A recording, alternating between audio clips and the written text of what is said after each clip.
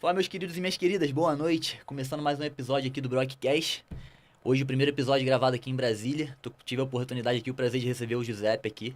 Giuseppe, muito obrigado por ter vindo, cara. É um prazer te receber aqui nesse primeiro episódio. Tu é um cara que eu gostaria muito de conversar. Admiro muito o teu trabalho há muito tempo. Né? Galera, eu vou deixar aí aqui embaixo na descrição as redes sociais dele para vocês acompanharem. Quem não conhece ainda, que eu acredito que grande parte já conhece o Giuseppe aí e o trabalho dele. Obrigado, Marcelo, que eu agradeço o convite de estar aqui. Desculpa o atraso aí, atrasou um pouco por culpa minha, tá? Só pra deixar claro aí pra todo mundo que tava esperando às 9h30. Eu te saí da câmara no horário limite ali, que era 9 e pouquinho, vim correndo pra cá e cheguei um pouco depois, mas aqui estou. Acontece, faz parte, galera. Inclusive, minha audiência já tá acostumada com os pequenos atrasos aqui no broadcast. Já se tornou tradicional. Bom que eles ficam conversando no chat ali no início, já troca ótimo. ideia, já manda pergunta. Tu também não tá em Brasília há tanto tempo. Não. Tô Tá em pra Brasília Brasília há faz pouco pouco tempo tempo. também, né? Sim, eu sou natural do Rio Grande do Sul, né? Eu sou de Santa Maria, no interior do Rio Grande do Sul. Trabalhei em Porto Alegre muitos anos, 4 anos como deputado estadual. E aí eu vim pra Brasília agora em fevereiro, como chefe de gabinete do Marcel Van Hatten, né? Então eu tô aqui e é um vai e vem, né? Eu não fico morando aqui de fato, porque eu ainda sigo fazendo uma atividade política que acaba sendo no estado, né? Então eu tenho que voltar pra lá recorrentemente. Entendi. Mas eu vim pra cá esse ano, ainda não me acostumei 100%, né? Tava até falando que é meio seco o ar aqui, né? Um pouco diferente de lá, tem pouca chuva, mas eu tô aqui mais pra trabalhar dentro da Câmara mesmo, né? Fazer tudo que tem que fazer lá. Acabou que nem deu tempo de sair muito, assim, pra conhecer de fato a cidade. De conhecer Brasília, né? Mais Não trabalho. Não conheço quase nada da cidade. Tá se adaptando então ainda. Uhum. E como é que tem sido pra você, cara, essa experiência de trabalhar dentro da Câmara aqui em Brasília? Olha, a Câmara dos Deputados é algo que eu tô acostumado já, mais ou menos, como era a Assembleia Legislativa do Rio Grande do Sul, né? Como eu falei, eu era deputado estadual. A política, para nós, é uma coisa que a gente faz por acreditar que tem futuro, que o Brasil tem futuro e que tem como solucionar algumas questões. É óbvio que passa o tempo e algumas situações vão acontecendo, alguns socos na gente, né? Certo. No caso do Deltan Dallagnol ontem, por exemplo. Mas eu participo disso porque eu gosto, porque eu acho importante, uma atividade que eu sempre gostei, sempre achei que a política é o único meio mais confiável, assim, de conseguir mudar as coisas no país. Então eu tô envolvido nesse negócio já há um bom tempo e eu já conhecia como é que funcionava lá na Assembleia do Rio Grande do Sul. Em proporções menores é basicamente a mesma coisa. E a política acaba sendo um ambiente que a gente fala que política é para raio de maluco, né? Tem muito maluco que se envolve com política, tanto sendo candidato quanto não sendo, e é também um grande teatro, né? No fim das contas, infelizmente, a política se tornou um grande teatro e até entretenimento em algumas situações.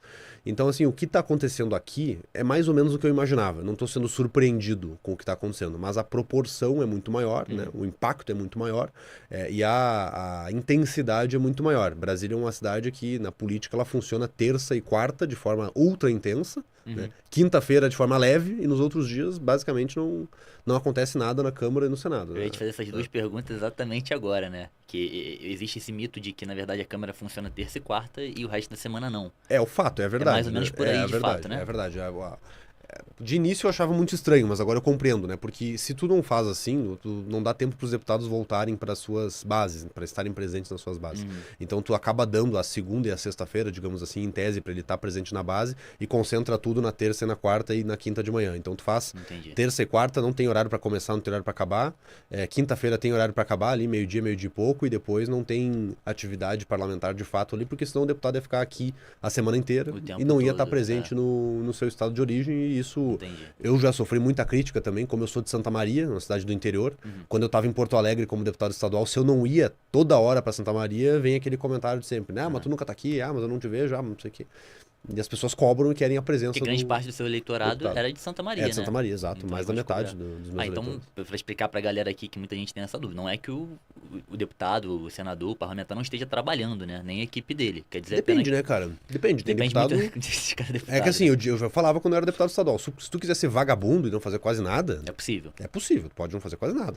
Dá presença ali, participa de uma coisa ou outra e vai embora. Então não tem que bater ponto, não tem que prestar conta pra ninguém, exigir presença, coisa do tipo. Se tu faltar alguma sessão ou outra, até tem desconto de salário em determinadas situações, mas tu consegue justificar. Se tu quer ser preguiçoso e não fazer nada, tu consegue. Agora, se tu vai trabalhar de fato pra tu conseguir se reeleger dali a 4 anos, tem que trabalhar bastante. O político é uma posição bem difícil de se manter, assim, né?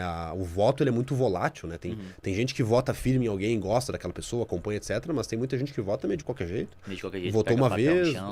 votou uma vez, ou alguém indicou, não se lembra mais. Passou 30 dias, não se lembra mais. Ele tem que conquistar aquele voto de 4 em 4 anos, né? Sim. Então, apesar de todos os problemas da política e ter se tornado um ambiente com pessoas muito desqualificadas e muito aproveitador estar inserido na política hoje, né, é um local difícil de conseguir se manter para sempre, né? Diferente, por exemplo, que a gente critica muito, o judiciário, o Ministério Público, Procuradoria, Defensoria, etc. Tu passou no concurso, meu amigo? Fica lá até se aposentar, né? E não tem Dificilmente vai sair. STF, foi lá, entrou no STF, e aí?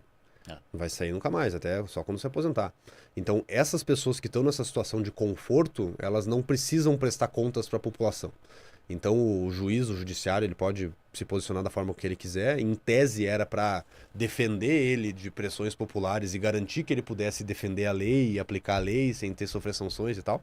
Mas, no fim das contas, hoje em dia, né, a prática disso é que essas pessoas, elas, em regra, não têm medo nenhum do que da opinião popular e acabam fazendo o que elas bem entendem, né? Ativismo político, né? Muito, né? Dentro do judiciário. Isso é triste. Então, assim, eu já fui muito crítico da política. Hoje em dia eu sou crítico de algumas práticas da política e de algumas pessoas que estão na política. Mas a atividade política em si eu passei a defender bastante porque é uma atividade nobre que deveria ser ocupada por pessoas qualificadas com vontade de defender uma pauta, uma linha de pensamento pelo futuro do país. Não esses aproveitadores que muitos tomaram conta, né? E antes eu era, assim, o Ministério Público é uma instituição que era muito respeitável no passado, hoje em dia já tem os seus problemas. A Defensoria Pública é uma instituição que tem crescido bastante e tem seus problemas também. E a gente tenta valorizar os bons profissionais lá dentro, já que a instituição em algumas situações acaba se lavando as mãos, né? Como até a minha instituição, aí, eu sou da OAB, eu sou advogado, né? Sim, então sim. a OAB deveria estar se posicionando em algumas situações e acaba não falando nada, acaba não fazendo nada. O caso do Deltan, e o que a OAB não fez nada? Nada. Deveria defender a lei. Exatamente, Né? exatamente nada. Não faz Inclusive tem surgido muitas críticas também a alguns determinados ativismos políticos dentro da OAB, né? A instituição também se manifestado ocasionalmente com viés político, né? Ideológico. Sim. Enfim, Mas- não vou nem tecer comentários, vou falar mal do meu conselho de classe. Vamos lá. Então, não teve nenhuma grande surpresa aqui dentro do Congresso, até porque você tinha sido deputado lá no Rio Grande do Sul. Isso. Mas o teu mandato de 2018 a 2022 como deputado no Rio Grande do Sul foi teu primeiro mandato, né? Meu primeiro mandato. Político. Sim. E ali, quando você entrou nesse primeiro mandato político ali no Rio Grande do Sul, tu teve alguma coisa que te surpreendeu? Ah, claro. O que te chamou mais atenção ali Claro. quando tu entrou ali dentro do jogo?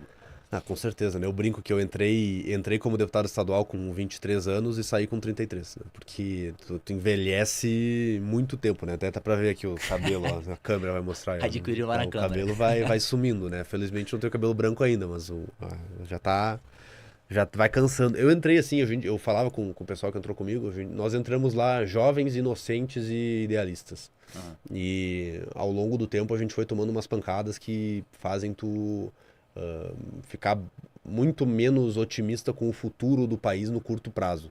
Eu achava que dava para mudar o Brasil em 8 anos, 10 anos. Hoje eu tenho convicção que para mudar o Brasil de fato a gente precisa de mais tempo. Não vou dizer quanto tempo, mas Talvez mais até tempo. algumas gerações, né? Talvez algumas gerações, porque o grupo político, os políticos que existem no Brasil hoje são sim um reflexo da população. A política é um reflexo da população. Tu consegue ver ali gente dos mais variados tipos, mais variadas opiniões, e tu percebe que essas pessoas têm voto, elas se reelegem, elas conseguem Consegue. representar um grupo de pessoas que votam naqueles políticos, e vota mesmo. Sim, E sim. quando tu vai pro interior perguntar, né? Ah, mas pede voto ali, a pessoa vota, vou votar no fulano. Eu quase sempre pergunto assim, por quê? Aí vem uma explicação, né? E eu quero entender os motivos. Claro. São vários motivos, variados. Ah, porque ajudou meu pai uma vez. Ah, porque fulana trabalha com ele. Ah, porque Beltrano precisa do emprego e tá lá. Ah, porque um dia asfaltou a rua aqui de casa. Ah, porque comprou uma patrola pra fazer não sei o quê. Aí, bom, se ele comprou uma patrola pra fazer não sei o quê, se ele empregou o filho do Beltrano, se ele ajudou teu pai furando a fila não sei o que das quantas, se ele asfaltou tua rua, bom, algum custo tem isso, né? De onde é que veio isso? Como que ele conseguiu isso? Aí tu começa a puxar o fio. E aí, entrando dentro da política, tu começa a entender como que ele puxou o fio. Tu tá numa votação importante, sobre um projeto importante, que vai causar um reflexo importante na sociedade, e tu tá tentando debater o mérito daquele projeto. Ó, isso aqui é bom por causa disso, eu defendo por causa daquilo, aquele outro. O deputado na tua frente, ele te olha e fala o seguinte, concordo 100% contigo, mas o governo quer aprovar o projeto. eu não tenho como mudar de opinião. Aí tu fala, cara, mas como assim? Como é que tu concorda comigo que tu vai votar? O projeto é ruim, tu vai votar a favor? Você não tá lendo essa porra? Não tá lendo essa porra? Vou votar a favor. Por quê? Ah, pois é, porque não sei o quê, o cara não te fala, depois tu descobre.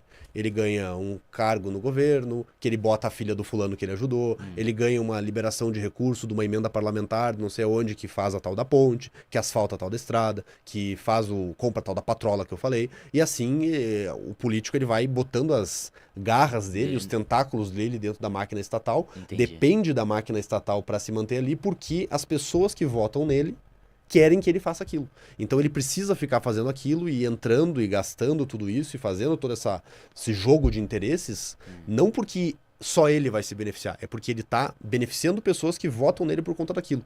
Então, entrando na política, tu começa a entender por que o Brasil é do jeito que é, por que as coisas são do jeito que são. E a primeira decepção é essa.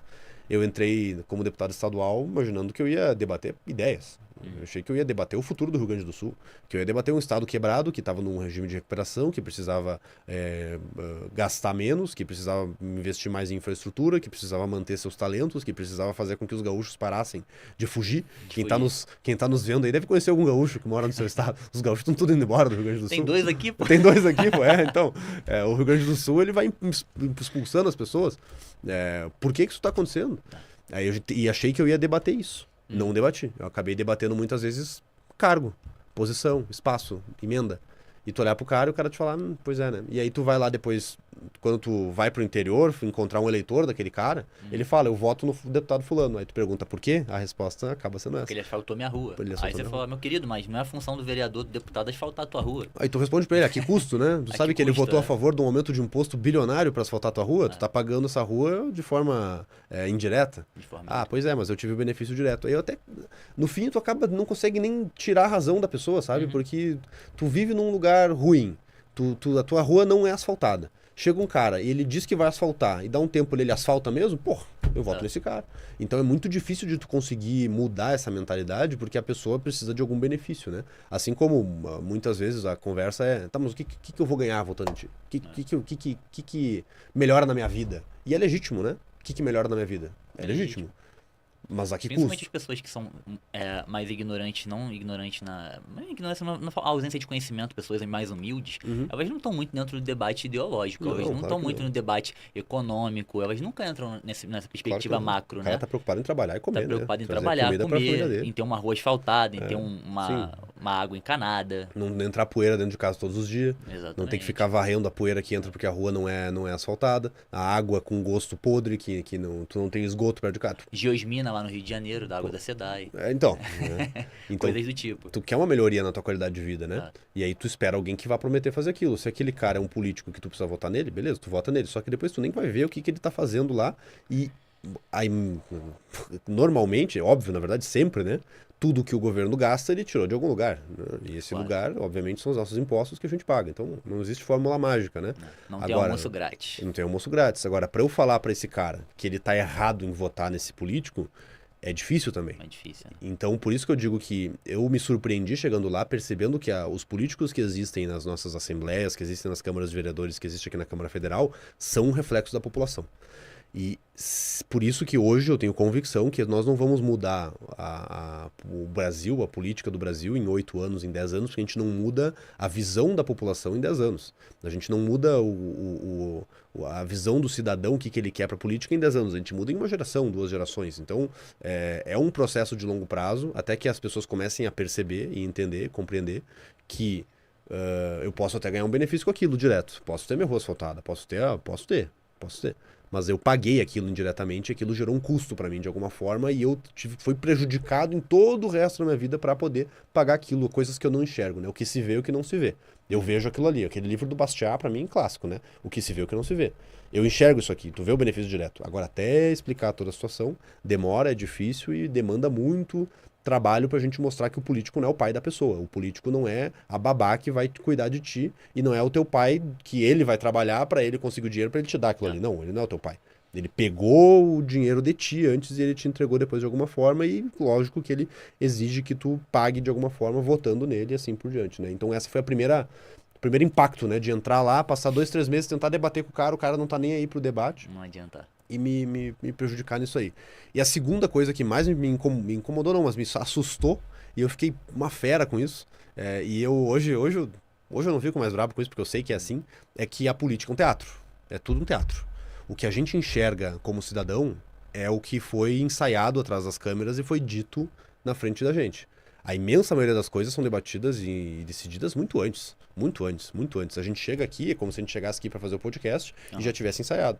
E O que a gente vai falar, o que eu ia perguntar, o que tu ia responder. e assim, vamos lá, eu quero que tu seja presidente da comissão aqui do Broadcast. Tá? Aí fala, Marcelo, é o seguinte, eu vou chegar para lá, eu vou sugerir que talvez tu seja, tá? Aí o fulano, o Beltrano e o Ciclano, eu já falei com eles, eles vão votar em ti. Mas eu não posso chegar lá e falar assim, ó, o Marcelo vai ser o presidente aqui da comissão. Então eu chego e falo assim, nossa, presidente, eu queria dar uma sugestão. Tava conversando com os colegas aqui e tal, acho que poderia ser uma boa ideia, poderia se candidatar a presidente. Aí tu vai falar, não, que isso, eu, presidente. Aí o outro, ó, gostei, eu acho que é uma boa ideia. É uma boa ideia, vamos votar. Aí vota. Mas, cara, já tava tudo... Já tava tudo esquematizado, tudo organizado já pra chegar àquele ponto. Com certeza. Então, a grande parte das votações que acontecem, por exemplo, elas já estão resolvidas muito antes de ser votada. Tanto que a PL 2630, 2630. ela já, a da fake news, né? É, da censura. Da censura, ela não foi votada justamente porque eles sabiam que iam perder. Exato. Já tava claro pra eles que eles não tinham como passar, né? Tu só leva pro plenário quando tu tem certeza que vai ganhar. Porque tu já fez a contagem dos votos anteriormente e tu sabe que vai ganhar. A não ser que tu esteja no limite e queira correr o risco, né? Naquele caso, eles tinham os votos para ganhar. Só que quando chegou no dia, na hora, se refez a contagem, se percebeu que, na verdade, não era bem assim e que talvez não desse para ganhar. Então, é preferível não botar para votar, tira, adia, bota para frente e não vota. Mesmo tendo pedido a urgência. Porque isso que deixou todo mundo puto. Tu pede a urgência e depois não é mais urgente, deixa pra lá, não Claro voto mais. Foi pedido a urgência quando tinha os votos para ganhar, né? Aí depois Quando tu perdeu, não é mais urgente. Deixa pra lá. É lógico. E outra, né? A outra coisa que eu aprendi também é o seguinte: se tu tem voto pra ganhar, bota pra votar e ganha de uma vez. Senão tudo pode mudar depois de uma semana. Tudo pode mudar a qualquer momento. Os governos atuam assim: bota e vota agora. E nunca deixa pra depois o que tu pode ganhar agora. É que a virada foi muito rápida ali, Foi né? Acho que rápida, eles foi não de um dia pro esperavam, né? A pressão popular. Tu acha que a pressão popular que a gente fez na internet e cobrando os parlamentares realmente ajudou a virar? Funciona. Funcionou. Funciona. A pressão popular funciona e hoje em dia funciona mais ainda por conta da internet, né? Isso pra mim é um fato, assim. Justamente por isso a importância desse projeto de lei não passar, né? Claro, evidente, porque imagina, se esse projeto passa, acabou a pressão popular, né? Aí se eu falo aqui alguma coisa contra o Xandão, contra o Flávio Dino, contra o projeto, episódio, já era, né? Aí acabou. Aí, ó, esse cara aí é perigoso, a opinião dele é fake news, é mentira. Aqui a Comissão da Verdade avaliou e Felipe Neto. O Felipe Neto, ele avaliou e falou, não, isso aqui não dá. O Porchat, tu viu o Porchat hoje? Felipe Neto, Porchat não vi. Tu viu o Porchat hoje? Dele hoje? Porchat hoje tava uma fera com a censura do Léo Lins lá em São Paulo. Ele tava chateado? Tava uma fera com isso aí no Twitter, né? Entendeu? Ele tava falando, teve uma época, eu vi um podcast dele dizendo que existiam limites pro humor, que existiam limites pra isso, que a liberdade de expressão não era irrestrita e que tinha que ter um certo controle. Bom, o controle está acontecendo. Tá acontecendo. Hoje pegou no teu calo porque é um comediante, né? Amanhã vai pegar no Porchat, vai pegar no Porta dos Fundos, vai pegar nessa galera, e aí eles sabem que vão chegar. Vai chegar neles. Então, nós precisamos garantir esse direito básico de poder se expressar, senão é o que tu mencionou, né? Um brother mandou justamente essa pergunta, falando a respeito do Porchat hoje, e eu não sabia o que que era, então foi na verdade isso daí. Por que os esquerdistas não percebem que a censura vai chegar neles também, né? Porque, por exemplo, hoje essa Comissão da Verdade seria formado pelo quem o Lula descrevesse ali para essa comissão, provavelmente seria Janones, Felipe Neto, essa galera que está engajada nessa pauta, mas há um ano atrás a gente tinha outro presidente, que inclusive a esquerda não gosta, e que provavelmente faria uma outra comissão que poderia pegar neles também, e daqui a 6 anos pode ser outro presidente. A gente nunca sabe quem é que vai ter esse poder, então dar esse poder de censura na mão dentro do governo é um completo absurdo, né? É perigosíssimo, né? É perigosíssimo. E percebe que eu não estou defendendo que tenha a Comissão da Verdade do Bolsonaro. Não, eu também não. E não quero que tenha a Comissão da Verdade do Lula. Eu quero que não exista essa Comissão da Verdade. Se tu quer falar uma opinião contrária à minha, que fale. Que fale. Nós precisamos conhecer os argumentos contrários àquilo que nós estamos defendendo, e se nós tivermos um grupo que diz o que é verdade e o que não é verdade, pronto, né? Aí já não existe mais possibilidade de ser contra esse grupo. É 1984 do George Orwell, né? O Ministério da Verdade. O personagem principal ali, o Winston, ele trabalhava no Ministério da Verdade e ele tinha que censurar os jornais de acordo com a opinião oficial do governo. No fim, tu tira, né, tu acaba alienando o cidadão de conhecer visões contrárias e se torna crime ilegal ir contra aquilo que o governo diz que é verdade ou não. Então, quem são eles para me dizer o que é verdade ou não? Isso é uma das coisas mais perigosas que pode acontecer, é tu impedir que as pessoas tenham acesso à informação. Pronto, aí a partir disso, Você tem o controle total da tem o controle narrativa. total de tudo. E narrativa também é um ponto importante da política, né? As narrativas são importantes e os momentos são importantes. Se tu começa a construir uma narrativa, hoje eu consigo perceber quando que isso está tentando ser feito, né? Essa das fake news, eles tentaram emplacar, mas não conseguiram. O que eles tentaram emplacar? Eles falaram que aquilo era para controlar e evitar casos de... aqueles assassinatos em massa de crianças ou coisa do tipo, até botaram o Discord no meio, como se o Discord tivesse alguma coisa a ver com isso. Fantástico, fez uma matéria. Fez fake news, inclusive. Foi uma fake news, Foi inclusive. fake news. Ele falou que o Discord ia ser controlado pelo PL, mas o Discord nem tem a quantidade de usuários necessários para poder ser censurado. Nem caberia dentro do não projeto. caberia dentro do projeto. Fizeram Meu fake Deus do news. céu, E, bom, aí se eu dependo do governo para me dizer o que é certo ou errado, pronto, acabou completamente a minha possibilidade de mostrar a opinião e aí já era, né? Aí acabou. Aí controle completo de opinião e faz o que quiser. E a respeito por exemplo, da difamação, eu criar uma mentira, uma narrativa mentirosa, uma falsa que vai prejudicar alguém. Já não existe dentro da nossa legislação algo que se enquadre nisso para eu poder Sim. punir o Existe, né? criador? Tu já viu qualquer coisa que acontece, o pessoal fala, né? Ah, vou te processar por injúria, calúnia e difamação. Sim, exatamente, é isso que eu tô Esse falando. triozinho, Esse triozinho aí. triozinho. São coisas diferentes, mas é sempre falado em conjunto, assim. Já existe, né? Já existe, Só que assim, alguém me caluniar, né? Que é imputar a mim um crime que eu não cometi. Se, por exemplo, tu chega aqui e fala, ó, José matou fulano. Calúnia. Eu não matei ninguém. Exatamente. Tu não pode fazer isso nem na internet, nem fora da internet. Na lei não diz ali que se for na internet tu não pode ser punido ou que tem que ter sido feito no ambiente fora. Então, seja na minha rede social, seja na televisão, na rádio, na rua. Tu não pode mentir que eu cometi um crime. Da mesma forma, tu não pode me difamar, falar mal de mim sem motivo, não pode fazer isso, me injuriar, né, causar dano a mim, não pode.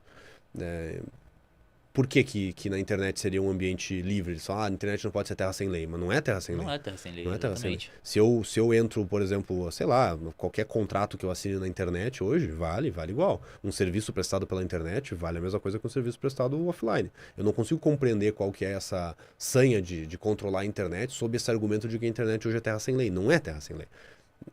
Vou censurar o Discord, vou censurar o Facebook, vou censurar eu ia falar Orkut, nem existe mais Orkut. O Telegram é o que mais sofre. Telegram, É o que mais sofre. Mas é o meio, né? É o mecanismo que as pessoas utilizam para se comunicar. Se tem alguma pessoa por trás daquele mecanismo cometendo algum crime, tem que punir a pessoa, tu não tem que punir o mecanismo que ela utiliza, né? Exatamente, Se eu trocar uma carta contigo planejando matar alguém, tu vai punir os Correios?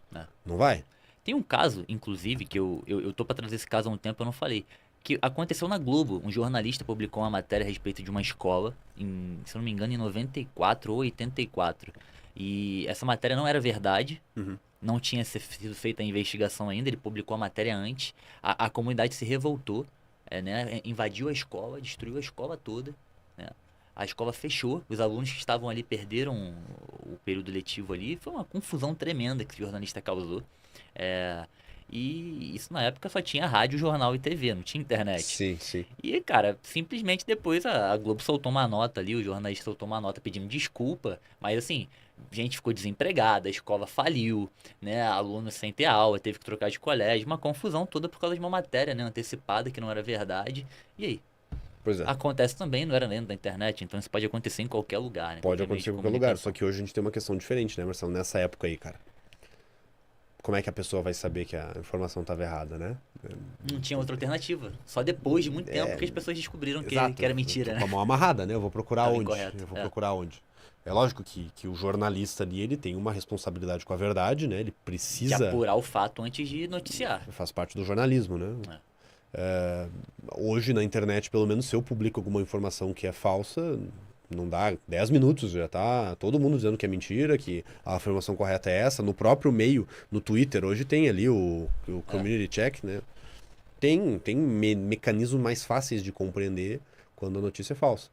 Por esse motivo, é mais um argumento contrário à Contrário, censura e à controle de opinião e ao controle do pensamento e ao Ministério da Verdade e a toda essa... Isso faz parte da visão autoritária, né?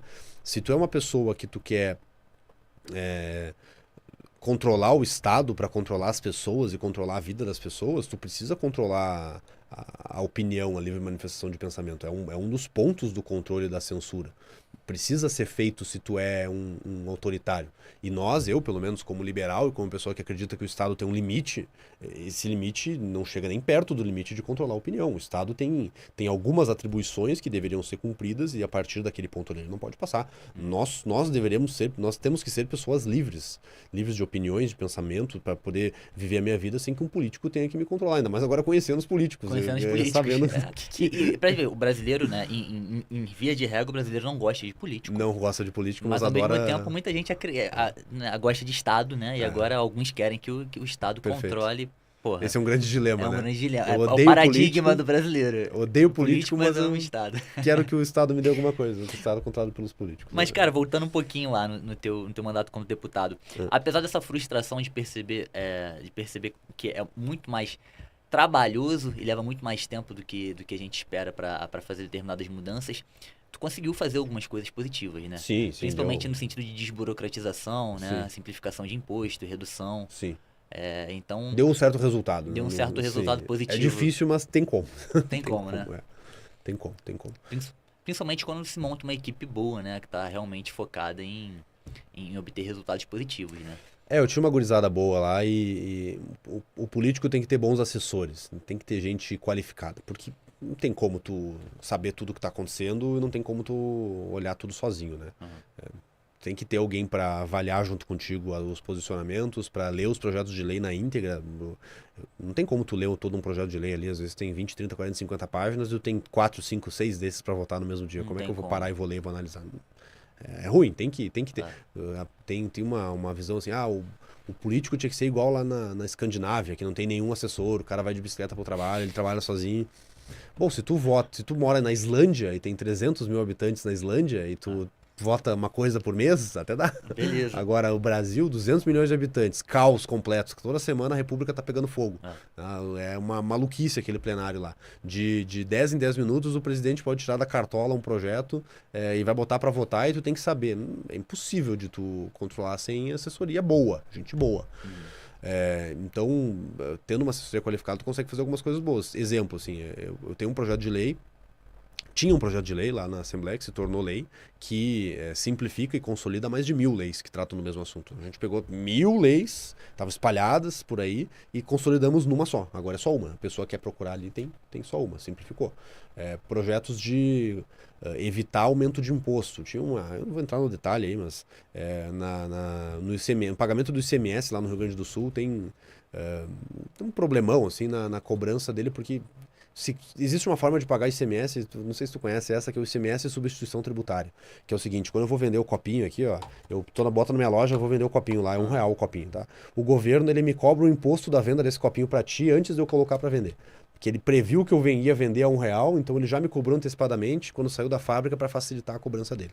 Esse é o ICMS substituição tributária. Só que, como é que ele sabe que vai ser R$1 a venda? E se eu chegar na hora lá e eu quiser fazer uma promoção e vender mais barato? Ele me comprou o imposto no valor que ele quis. E se a demanda aumentar... E eu quiser aumentar o preço. Exatamente.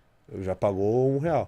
E aí, lá no estado, deu uma baita de uma bronca, que era o seguinte, se eu vendo acima do preço que o governo previu, eu tô pagando imposto a menos, digamos assim, né? Porque eu paguei... como se estivesse sonegando. Como se estivesse sonegando. E se eu vendi abaixo, eu tô pagando imposto a mais. Aí, para resumir a história, se eu tinha vendido a mais e tinha que pagar mais imposto, o governo mandava um boleto. Ó, tem que pagar esse imposto a mais aqui que tu errou errado.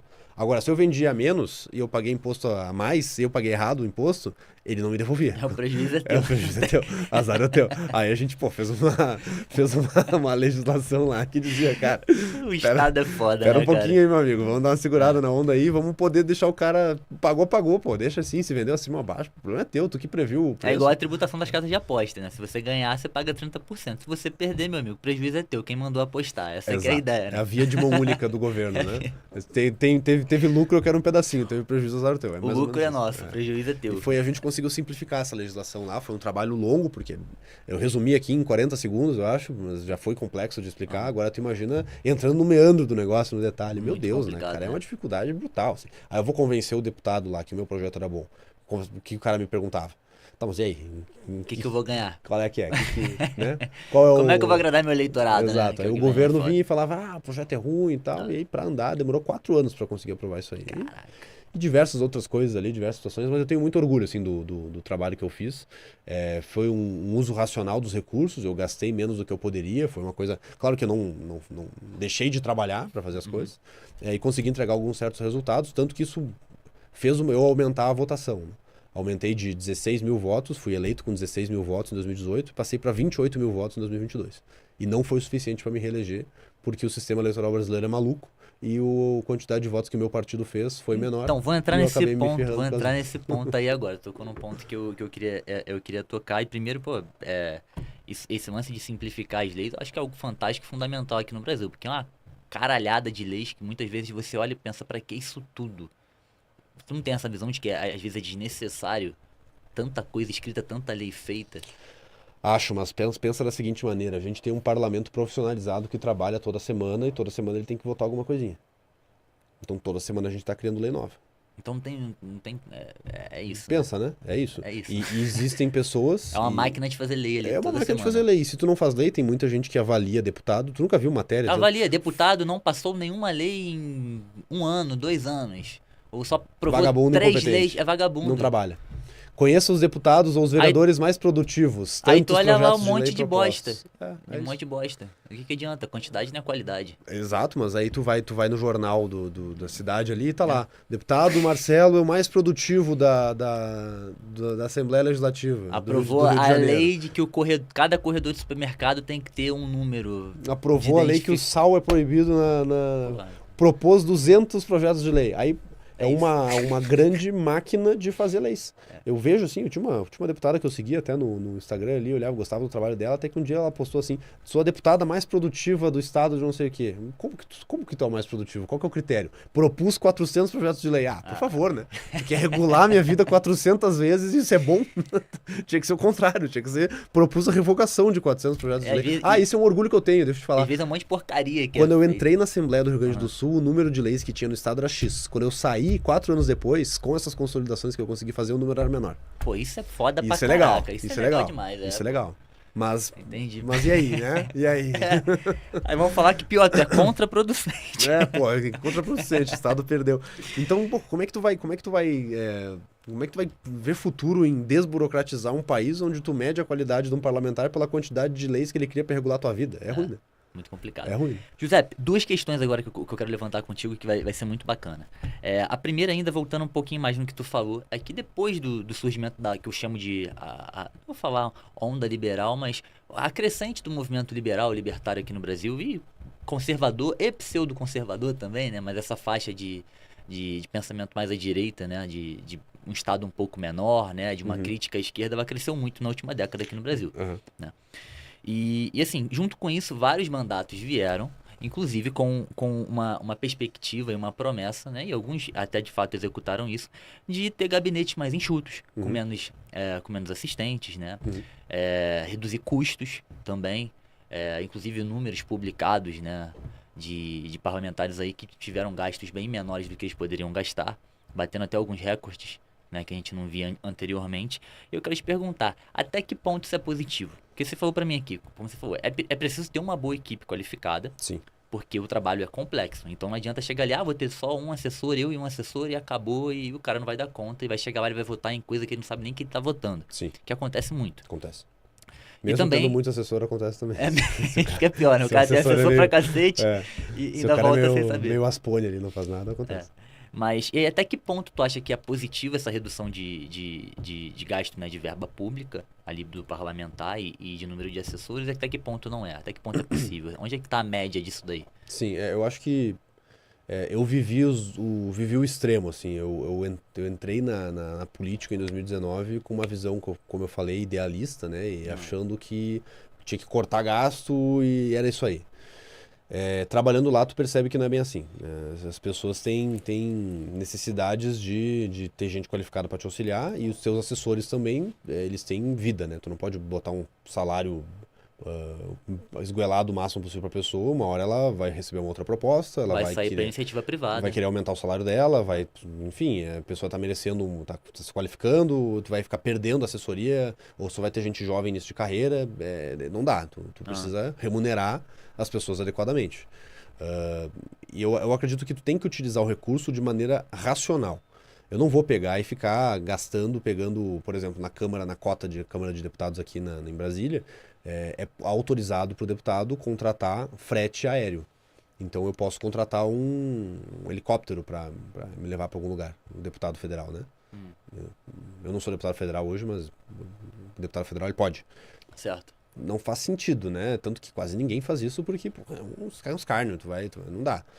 Tu podia contratar consultoria, hoje não pode mais, mas podia contratar consultoria jurídica para te auxiliar com algumas questões. Não vai pagar 40, 50 mil por mês numa consultoria, então tem um limite racional da utilização do recurso. No entanto, também eu não vou viver uma vida de penitência ali e não ter nada, né? Não contratar ninguém, viu um caso extremo, um cara fez uma vaquinha nos assessores para comprar papel, caneta e coisa. Pô, por favor, né? Não vai numa agenda, num evento que tem no interior porque vai gastar gasolina e não pode gastar gasolina, então não vai. Aí tu fica preso em Brasília. Teve gente que foi tanto para esse extremo assim? Teve. Não vou ir de Brasília para minha região no final de semana, tal. Tem um evento porque eu quero economizar a passagem. Aí tu economiza ali R$1.000, mil e poucos reais e não participa da atividade do dia a dia das pessoas que querem falar contigo. Pô, teu deputado tem que estar lá, tem que falar, cara. Então eu acho que se chegou no extremo e se percebeu que o extremo era meio sem noção. E aí... Agora tá voltando pra média. Utilização racional. Eu acho que é isso. É não esbanjar, não ter luxos com o dinheiro público, né? É ter o necessário para o trabalho. Preciso disso para trabalhar, ok. Isso aqui seria um luxo, dá uma segurada, aguenta, vai comprar passagem, compra com antecedência, dá uma cuidada ali, mas, não precisa também deixar de ter a assessoria necessária para o trabalho acontecer. Hoje eu sou dessa opinião e sigo nessa opinião. Tem uns caras que eu conheço que é o outro extremo, né? Tinha um deputado lá no Rio Grande do Sul, que eu não vou citar o nome, o cara dizia o seguinte, diária lá no estado, né? Diária é uma forma de ressarcimento de custo com hospedagem, alimentação, etc., que é bem comum no serviço público. É um pouco mais fácil de tu pagar. Ao invés de tu pagar ressarcimento, tu paga a diária, que é uma indenização. Então, assim, na Câmara dos Deputados aqui é diferente. Então, se eu gasto 200 pila com gasolina, eu dou a nota dos 200 pila, a Câmara reembolsa os 200 pila. Ok. Na diária, não. Na diária fui pra cidade X, gastei com hospedagem, com alimentação, com não sei o que.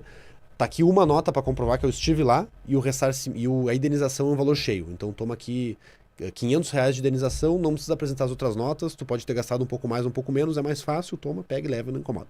Assim que é a diária. O serviço público, ele é cheio de diária. Normalmente, executivo, judiciário, etc., é diária. Toma aqui, ó, foi pra Brasília trabalhar, tal, toma, leva a diária. Tem deputados que eu conheci, que aí é um outro extremo, que utilizava isso como complemento de renda. Aí o cara viajava o máximo que dava, para gastar o máximo que dava, para ter o máximo de notas possíveis, para ter o máximo de diárias possíveis, para ter o máximo de ressarcimento possível. Aí tá de sacanagem. Aí é foda. Aí é foda, né? Aí o cara gastava, digamos que ele gastava 40 mil e ressarcia 60, 70 de indenização. Aí ele tinha um complemento de renda de 30 mil no ano.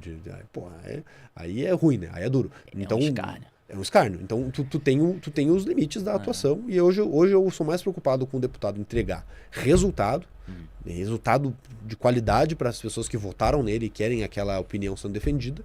E se esse cara economiza ou não economiza é uma coisa secundária que tem que acontecer, senão, pô, imagina, eu poderia ser eleito deputado, eu sento lá no gabinete, não nomeio ninguém, não faço nada, não boto nada, não gasto nada. Fui o deputado mais econômico dos últimos 4 Parabéns, né? Mas não voto direito, não tem atuação, não participo. Não adianta merda nenhuma. Exato.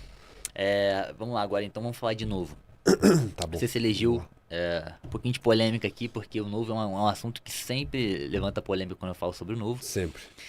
Qual que é a tua opinião sobre o Principalmente Novo? nos últimos anos. Deixa eu te perguntar, deixa eu vir inverter. Qual que é a tua opinião sobre o Novo? Cara, então, eu fui um adepto ali no início do partido, eu fui um dos iludidos pelo Amoedo. Pelo tamo Amoedo, junto. figura do Amoedo, eu fui iludido porque o Amoedo, ele levantou ideais que eram similares aos meus. Aham. Eu só não entendia na época que o Amoedo estava fazendo aquilo ali porque era útil pra ele naquele momento, não porque ele realmente carregava aqueles ideais. Perfeito. Mas no Novo como partido, eu acho que o Novo foi até bem fundamentado e mesmo nessa tentativa de iludir as pessoas do Amoedo, ele acabou de fato trazendo verdadeiros liberais e Sim. pessoas com ideais que eu defendo, e essas pessoas foram eleitas, Uhum. né? E isso foi muito bom. Eu acho que isso aí foi uma boa virada de chave da nossa política. Então a minha opinião é essa. Fiquei muito feliz com a saída do Amoedo do Novo, vou ser bem sincero, e tô otimista com o que pode vir por aí. Sim. Mas fiquei muito decepcionado com o Novo na eleição de 2020 e na última eleição, né? Como você falou mesmo, você teve mais voto do que teve no primeiro e não foi eleito, Exato. né? Eu, por exemplo, ajudei também numa campanha de uma vereadora no Rio, em 20, e também não foi mais voto do que muitos outros candidatos, e também ela não conseguiu ser eleita, né? E muita gente não entende isso, Elegeu né? só o Pedro lá, né? Tem gente que é o Pedro Duarte, né? Aham. Tem muita gente que não entende isso, né? Não é só um jogo de mais votos. Se você puder explicar isso pra gente também, ficar Sim, mais claro. isso é muito complicado. Não é só, né? galera. Isso é uma dúvida que eu tinha também, que eu demorei pra compreender depois de trabalhar em algumas campanhas. Não é só você ter mais votos que você entra. Na verdade, existe um coeficiente eleitoral ali, né? Que você precisa pra poder entrar. E eu acho que o Novo falhou bastante nisso, né, nas últimas. Isso é uma dúvida e um questionamento que muita gente tem. Então, muita gente boa acabou não conseguindo se eleger. E muita gente boa acabou saindo do Novo e tendo que buscar outros partidos mais tradicionais para poder, de fato, se eleger. Porque não adianta o cara concordar ali com as ideias do partido, gostar do partido, mas ao mesmo tempo tá ali fazendo campanha à toa e não conseguir entrar E não nunca, tem né? perspectiva de entrar, né? Exatamente. Bom, a minha opinião sobre o Novo é o seguinte, para mim o único partido hoje que eu tenho segurança que vai se posicionar da maneira com que eu concordo, Uhum. 100%. Todo mundo do Novo vai defender pauta de liberdade econômica, de redução do poder do Estado, redução do poder da máquina, de mais liberdade para o cidadão, e isso é estável, por assim dizer. E são pessoas que dá pra confiar, são honestos, não tem nenhum caso de corrupção no Novo, e se tiver vai ser expulso imediatamente e não tem passada de mão na cabeça. E não vai ter acordo com o governo pra conseguir um espaço, uma vaga e tal, e trocar a opinião dos deputados, porque o governo tá dando aquele benefício pra ele, como hoje tá acontecendo com o PL, por exemplo, né? O PL... Hoje mesmo o PL, 30 deputados do PL votaram a favor do arcabouço fiscal do Haddad. Um partido que se diz oposição, né? e aí? É uma piada pronta. Isso não vai acontecer no Novo. Isso não vai acontecer no Novo. Isso eu gosto. Por outro lado, tem uma série de problemas, né? Não existe partido perfeito. Claro. Óbvio que não existe. O caso Amoedo foi um grande problema, foi um grande dano à nossa imagem. O Amoedo, como tu bem disse, ele criou o partido, a gente precisa reconhecer e elogiar ele. O cara criou um partido do zero. Isso Não é nada fácil. não é nem um pouco fácil, não é nem um pouco barato. Ele botou muito dinheiro dele pra fazer isso acontecer. Mobilizou o país inteiro em volta do partido, conseguiu fazer o negócio. E, como tu bem disse, hoje eu tenho essa visão bem clara, ele defendia um posicionamento que no momento beneficiava ele, era um posicionamento que, se tu for ver as entrevistas dele em 2018, são excelentes. O Amoedo em 2018 defendendo a liberdade é excelente de ver. Tu olha e fala, caraca, esse cara é realmente candidato a presidente, é verdade isso? Da onde que esse cara De onde veio? é Não que tô veio? acreditando no que eu tô vendo. E ele falava coisas que depois ele passou a dizer que ele era contra. Ele defendia a auditabilidade de urna para tu poder ter certeza que o teu voto está sendo computado do jeito que tu votou. Pra mim é básico, né?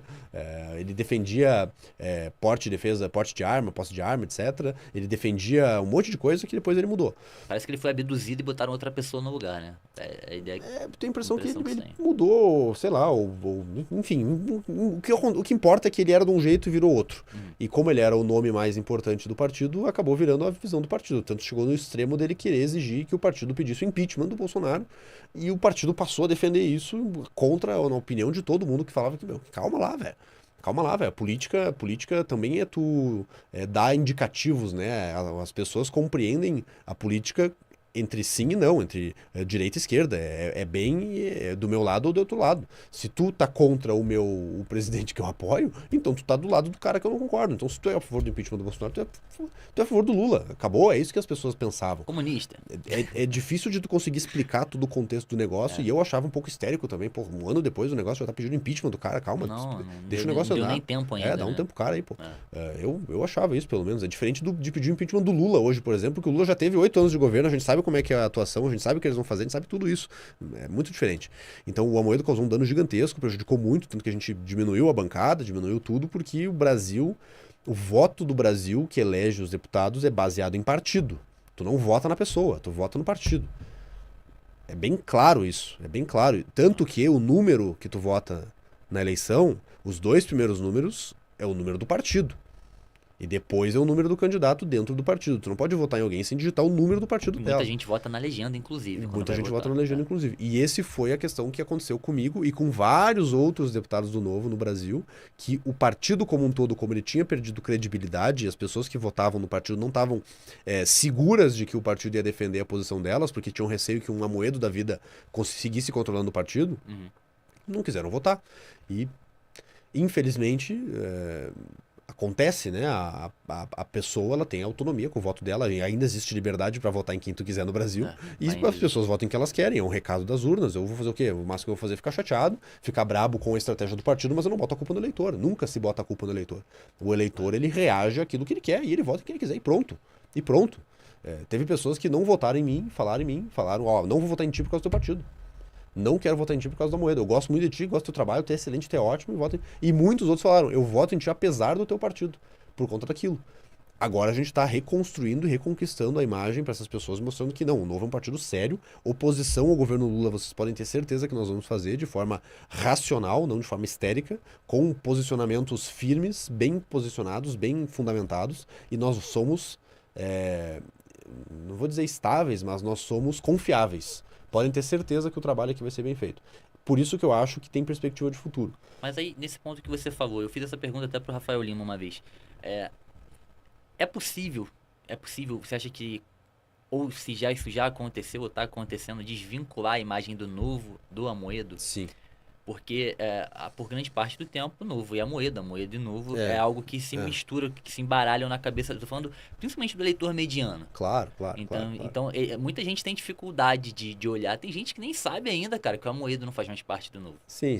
É marca, né, cara? É marca. Demora e uma tempo... campanha eleitoral é algo que fica muito marcado na cabeça das pessoas. Partido político, empresa, é marca. Se tu pegar... Teve várias empresas que passaram por crise de imagem e o dano era muito grande. Quando tu falava daquela empresa, tu remetia à incompetência, remetia a algum problema. Vamos pegar aí... Carrefour, por exemplo. Carrefour, deu problema. Eu pego o Todinho, aquela época que o Todinho tava foram limpar as máquinas lá e entrou uma substância, não sei o que. Pô, ninguém queria... Beber Todinho. Agora, pô, ok, né? A marca... Funciona bem e tal. Tu constrói marca, né? Vamos, sei lá, McDonald's. O McDonald's na década de 90, 2000, fast food, massa, negócio que todo mundo gostava, que era legal. Hoje em dia não é. McDonald's não remete à qualidade. Remete à agilidade, beleza. Tem gente que adora ali e tal, mas não é uma coisa que tu constrói marca, né? O Novo, Coca-Cola, cara, até Coca-Cola tinha uma vontade de destruir a marca, né? Uma caça aos refrigerantes um tempo atrás que fazia com que, nossa, né, era uma coisa assim, nossa, refrigerante, Coca-Cola. Hoje em dia os caras fizeram Coca Zero e fizeram esse negócio e tá super normal, tá estável, tá tranquilo. É uma questão de tempo, assim, né? Tu consegue reconstruir marca. Eu acredito que o Novo, ele tem como reconstruir a marca, tem como desvincular do Amoedo, e eu tô percebendo isso agora já. 6 meses depois da eleição, tu já começa a perceber que já tá tranquilo. Quem tava mais estridente contra o partido já se acalmou um pouco. Isso até a próxima eleição, a gente pode chegar no momento da eleição onde o Novo tá em alta. O problema da eleição de 2022 é que a gente estava um dos piores momentos, assim. Cada tweet do Amoedo era uma tragédia. Era uma destruição. Era muito ruim. Aqui, ó, quer ver construção de marca? Tu pega eu e tu conversando em 2018. Eu falo João Amoedo, primeira coisa que vem na tua cabeça, pô, legal, cara, liberal, massa e tal. Veio uma sensação boa. Pega ele 3 anos depois, em 2021, fala João Amoedo, putz, esse cara aí. E vem uma sensação ruim, assim. Olha o Lula. O Lula, pega ele em vamos lá, em 2005, na época do mensalão, Lula, corrupção, terrível, uma porcaria e tal. Aí eles foram refazendo. Chegaram em 2022 com o Lula representando a paz, o amor, a união, a harmonia, a reconstrução. Até o Lula conseguiram. Então, dá pra fazer. Agora, também existe a possibilidade do Novo olhar pra O trás. Novo e também fez pensar. algumas mudanças, inclusive na comunicação com pessoas qualificadas, que eu acho que já são uma grande mudança. Narlote, por exemplo, Institucional, o Narlock, a Marina, o Fábio, o Thiago. eu toda a acho galera. que Gente isso aí já é excelente. uma mudança que eu sei que no médio e longo prazo vai trazer efeito Sim, positivo. gente boníssima, assim, gente ótima. E tu, o antigo responsável pela comunicação do partido, tu entra nas redes sociais do cara. Nenhum pio sobre o caso do Dr. Dallagnol, silêncio completo. E hoje fazendo uma publicação xingando o Marcel. Esse cara que guiava a comunicação do partido antes. Como é que vai dar certo? Existe também a possibilidade, e não se nega, de o Novo olhar pra trás e pensar, pô, não tem mais o que fazer, deu errado, paciência, encerrar e refazer. Faz outra marca, faz outro nome, pode acontecer também. Mas isso não se quer fazer. No momento Não se quer fazer. não há esse Eu plano. acredito que dá pra reconstruir, até porque criar um partido do zero, criar um partido novo no Brasil, olha, É muito difícil, hoje eu diria impossível. quase impossível. Passa pelo pelo Tribunal Eleitoral, Tu né? vê o caso aí que o próprio Bolsonaro, que é uma das figuras mais populares na política brasileira, hoje tentou e não conseguiu. Ele não com a aliança. conseguiu, quando ele era presidente, né? O MBL também vem tentando há um Não tempo consegue, e também é não muito difícil. consegue. É. Uma vontade que eles têm. Eu acho que, por isso que eu acho que o Novo é uma das coisas mais surpreendentes que surgiu na política brasileira na última década. Concordo. Ele é uma coisa, um movimento vindo popular das pessoas, veio de ninguém ali era político. Eu lembro, cara, da gente usando adesivo, sacudindo bandeira. Era e muito aí massa, cara. tinha o Chicão Bulhões lá no Rio, na Aham. época que eu também acabei tendo algumas divergências depois, mas, Aham. enfim, a galera queria conhecer quem eram os candidatos do Novo, porque Isso. cada candidato do Novo era um candidato que vinha com ideias que você não estava acostumado a ver ali dentro, né? Isso. Então foi muito legal de se ver, foi algo que eu nunca tinha visto. E em regra, gente que Antes. não tinha sido político, que estava aprendendo ali, que estava Que veio da iniciativa privada. do setor privado, pô, é um movimento legal, Muito né? É maneiro, uma coisa é. nova. E se tu for pegar também, no Brasil, tu consegue traçar uma árvore genealógica dos partidos, né? Tu vai puxando de onde é que veio o partido. Aham. Tu pega não sei, vamos lá, cita qualquer partido aí, tu pega o União Brasil. União Brasil veio da fusão do DEM com o PSL. O DEM antigamente era o PFL. O PSL antigamente era outra coisa. E tu vai puxando, tu vai chegar lá na Arena, no MDB, tu vai, sobe no PTB, É. tu vai indo. Vai indo, Tu puxa. O Novo não. O Novo veio. Ele surgiu. surgiu. Ele não saiu de um partido, né? Essa é uma coisa que dói muito tu jogar fora e falar, bom, acabou, sabe? Dói muito. O Novo não é única e exclusivamente não usar dinheiro público, que muita gente achava que era, o Novo não usa dinheiro público, é só isso. Bom, se é só isso que tu tem a oferecer, então É muito pouco. não presta, é muito pouco, né? Isso é um ponto que é importante, ó, nós somos contrários ao fundo partidário, somos contrários ao fundo eleitoral, não queremos que esse negócio exista, só que agora o fundo partidário foi uma coisa que é o seguinte, bom, ou a gente usa ou vai acabar. O partido vai acabar.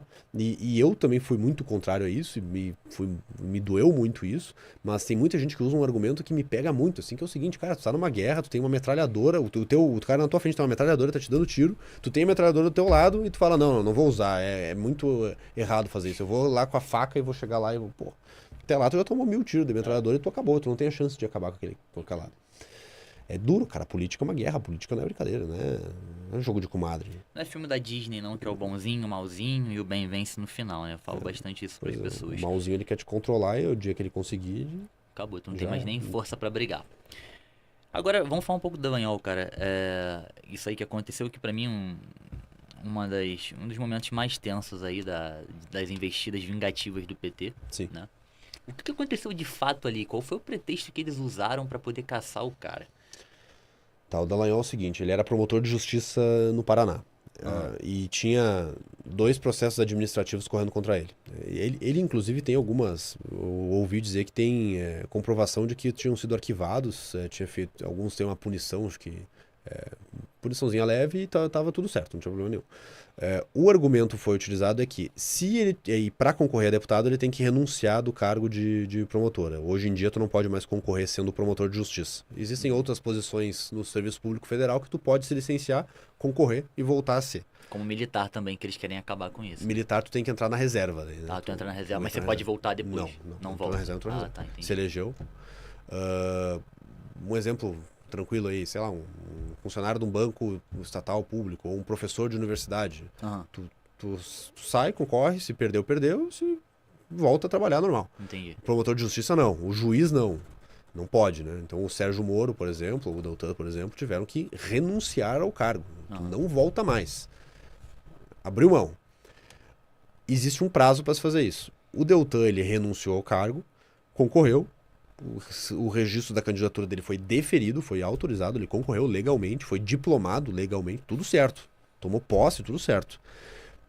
Processaram ele, o PT processou ele, o Lula já disse diversas vezes que ele quer se vingar de quem botou ele na cadeia.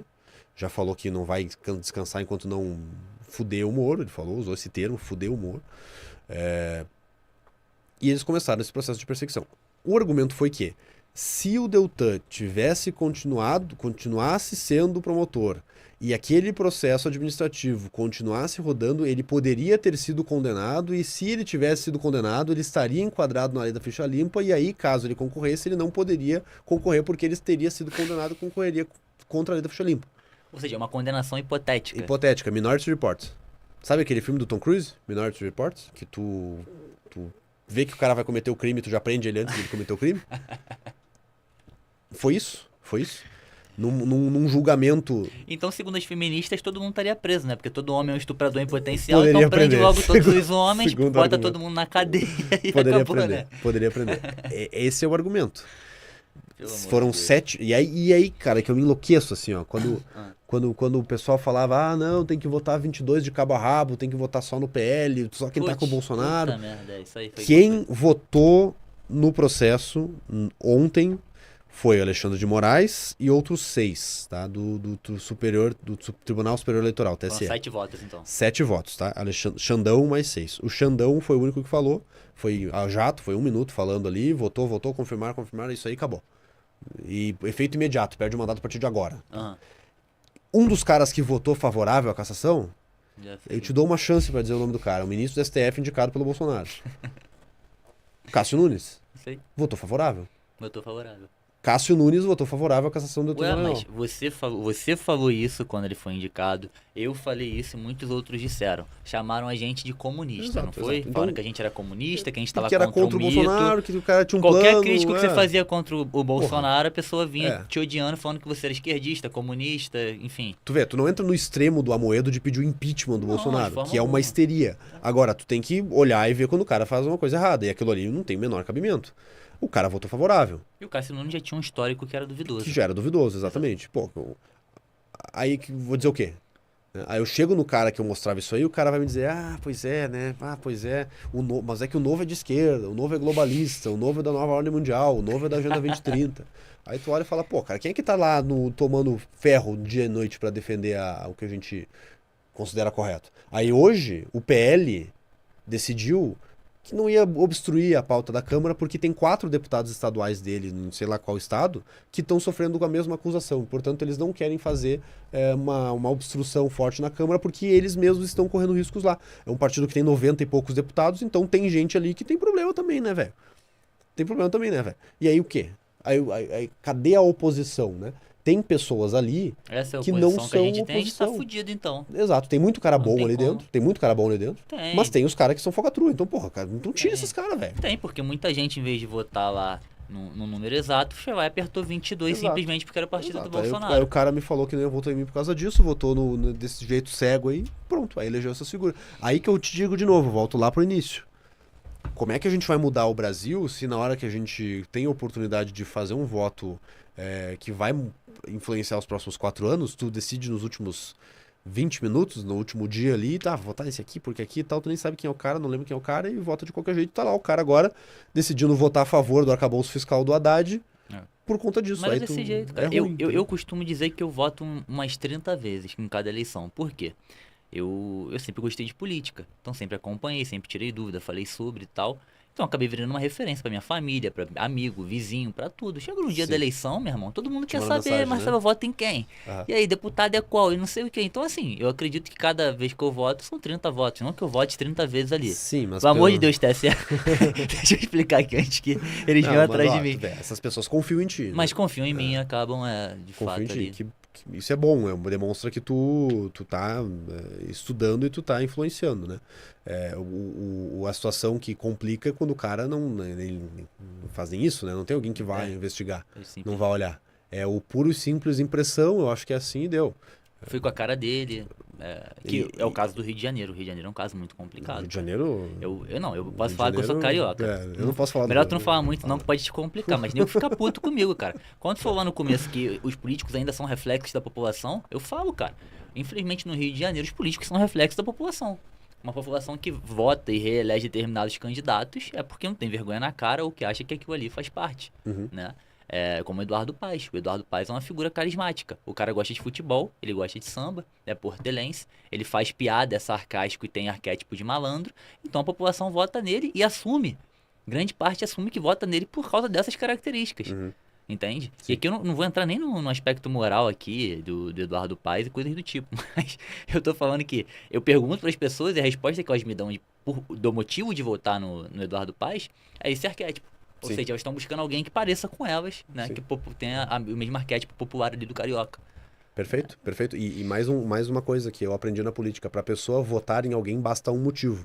E para ela não votar em alguém, também basta apenas um motivo. Então, às vezes, tu tem um candidato que encaixa com quase tudo que tu gosta, só que ele tem um negócio que tu... putz, esse cara aí é do novo, não vou votar, azar.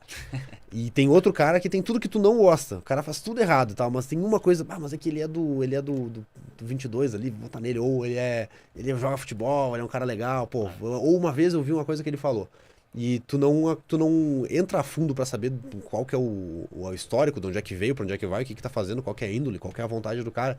Basta uma coisa, né? E aí também acontece o que acontece, né? Então, assim, novamente, décadas de mudança da população, e eu acredito que passa também por uma mudança no sistema eleitoral. A gente não falou, né? Mas o sistema proporcional de votos no Brasil, ele não tem o menor cabimento. Ninguém sabe como ele funciona.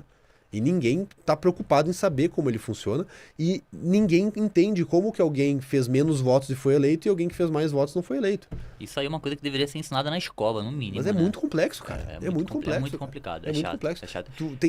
Tem no Rio de Janeiro, não sei quantos deputados estaduais são, mas sei lá, digamos que são 60 deputados estaduais. Não são os 60 mais votados que são eleitos. E se tu pegar a lista, talvez um cara que tenha sido o 100º mais votado vai ser eleito e o primeiro da lista não vai ser. Na minha cidade, lá em Santa Maria... Muitas das vezes um deputado que é muito votado, ele leva uma cacetada de gente. E leva a gente junto. Foi o caso do Tiririca, por exemplo, que ninguém entende. O Tiririca botou um monte de gente lá dentro. Gente lá dentro, exatamente. Como que isso acontece, né? Na minha cidade, Santa Maria, a candidata mais votada, a vereadora, não foi eleita. Então tu pega a mais votada, não foi eleita. Por quê? Porque o partido dela era um partido pequeno, com poucos candidatos, que não conseguiu fazer a quantidade necessária de votos para eleger uma pessoa. Então ela fez lá 1000 votos a mais que o segundo colocado e não se elegeu. E teve cara que fez 1/3 dos votos dela e se elegeu. Como é que tu vai explicar isso para um cidadão comum, né? Aí o que o partido tradicional faz? Ele quer eleger o Eduardo Paes, mais ou menos. Não, o Eduardo Paes sem votos, né? O cara é bem popular. Digamos que ele quer eleger vamos lá, o Aécio Neves. Ninguém vai colocar o Aécio lá. Aí, como é que eu vou votar para eleger? Como é que eu vou eleger o Aécio Neves? É tranquilo de compreender. O Aécio Neves talvez vá fazer 70 mil votos, digamos, 80 mil votos. Bom, então a gente precisa colocar muita gente no partido para concorrer, que faça voto, mas que não passe ele, que faça ali 60, 60 e poucos, 50, 40 e poucos, que a quantidade total de votos do partido vai contar, a gente vai eleger 1, 2, 3. Esses caras não podem passar o Aécio, ele faz os 70 e ele se elege. Assim que o pessoal vai pensando. Ou coloca alguém muito grande pro Aécio entrar atrás, ou alguém muito grande que vai fazer uma cacetada de voto e aí entra junto, né? Que foi o caso do Tiririca, por exemplo. Que a estratégia eleitoral da chapa é bem clara. 2 opções.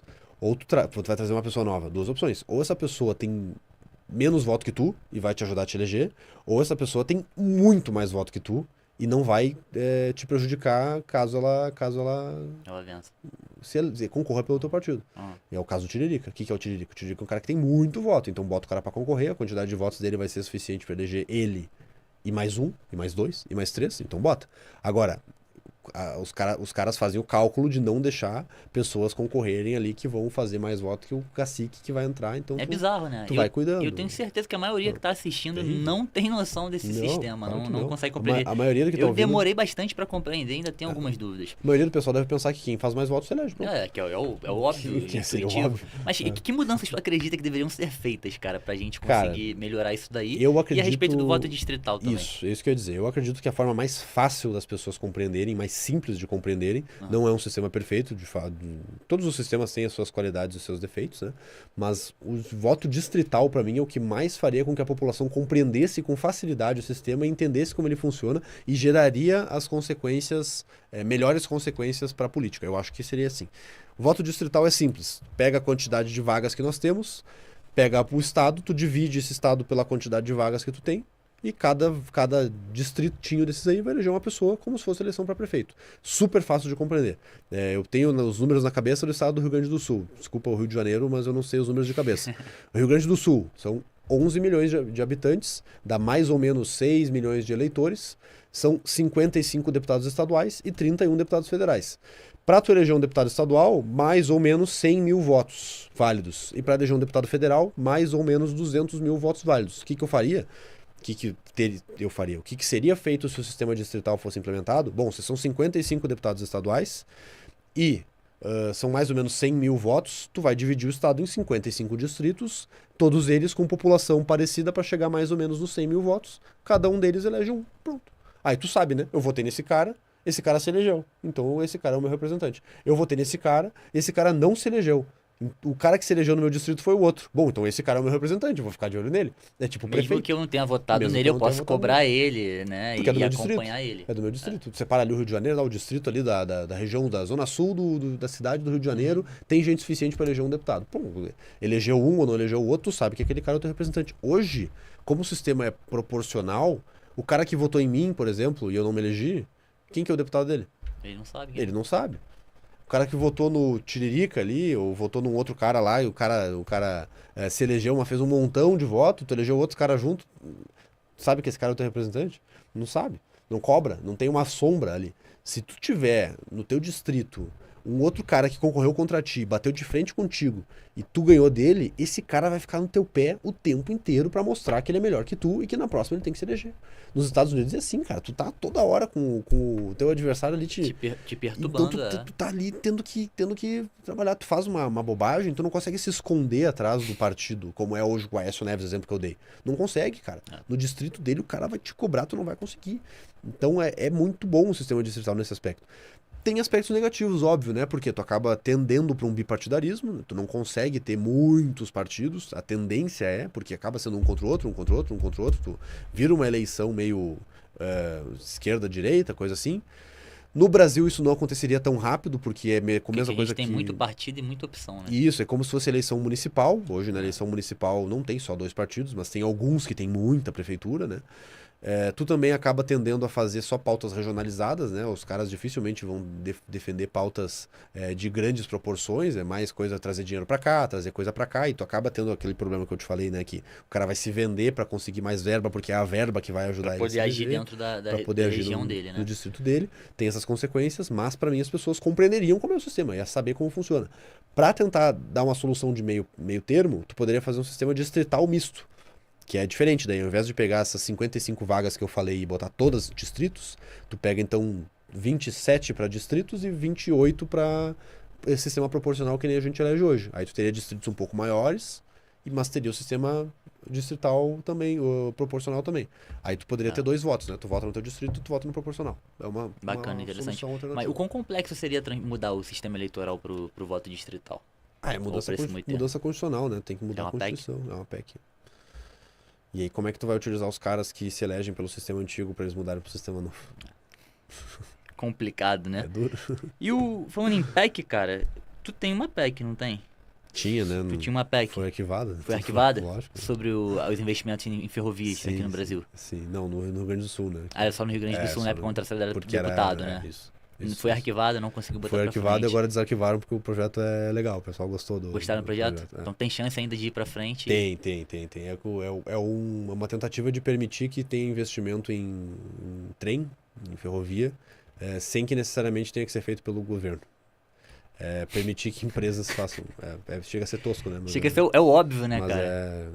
É como as ferrovias se desenvolveram no mundo todo no século XIX e século XX. Eram empresas que percebiam oportunidades de transporte, construíam uma ferrovia e exploravam o trecho. O Brasil, para variar, ferrar com tudo, não é bem assim, né? Não é bem assim, né? Estatizou tudo, só o governo pode fazer, só o governo pode operar.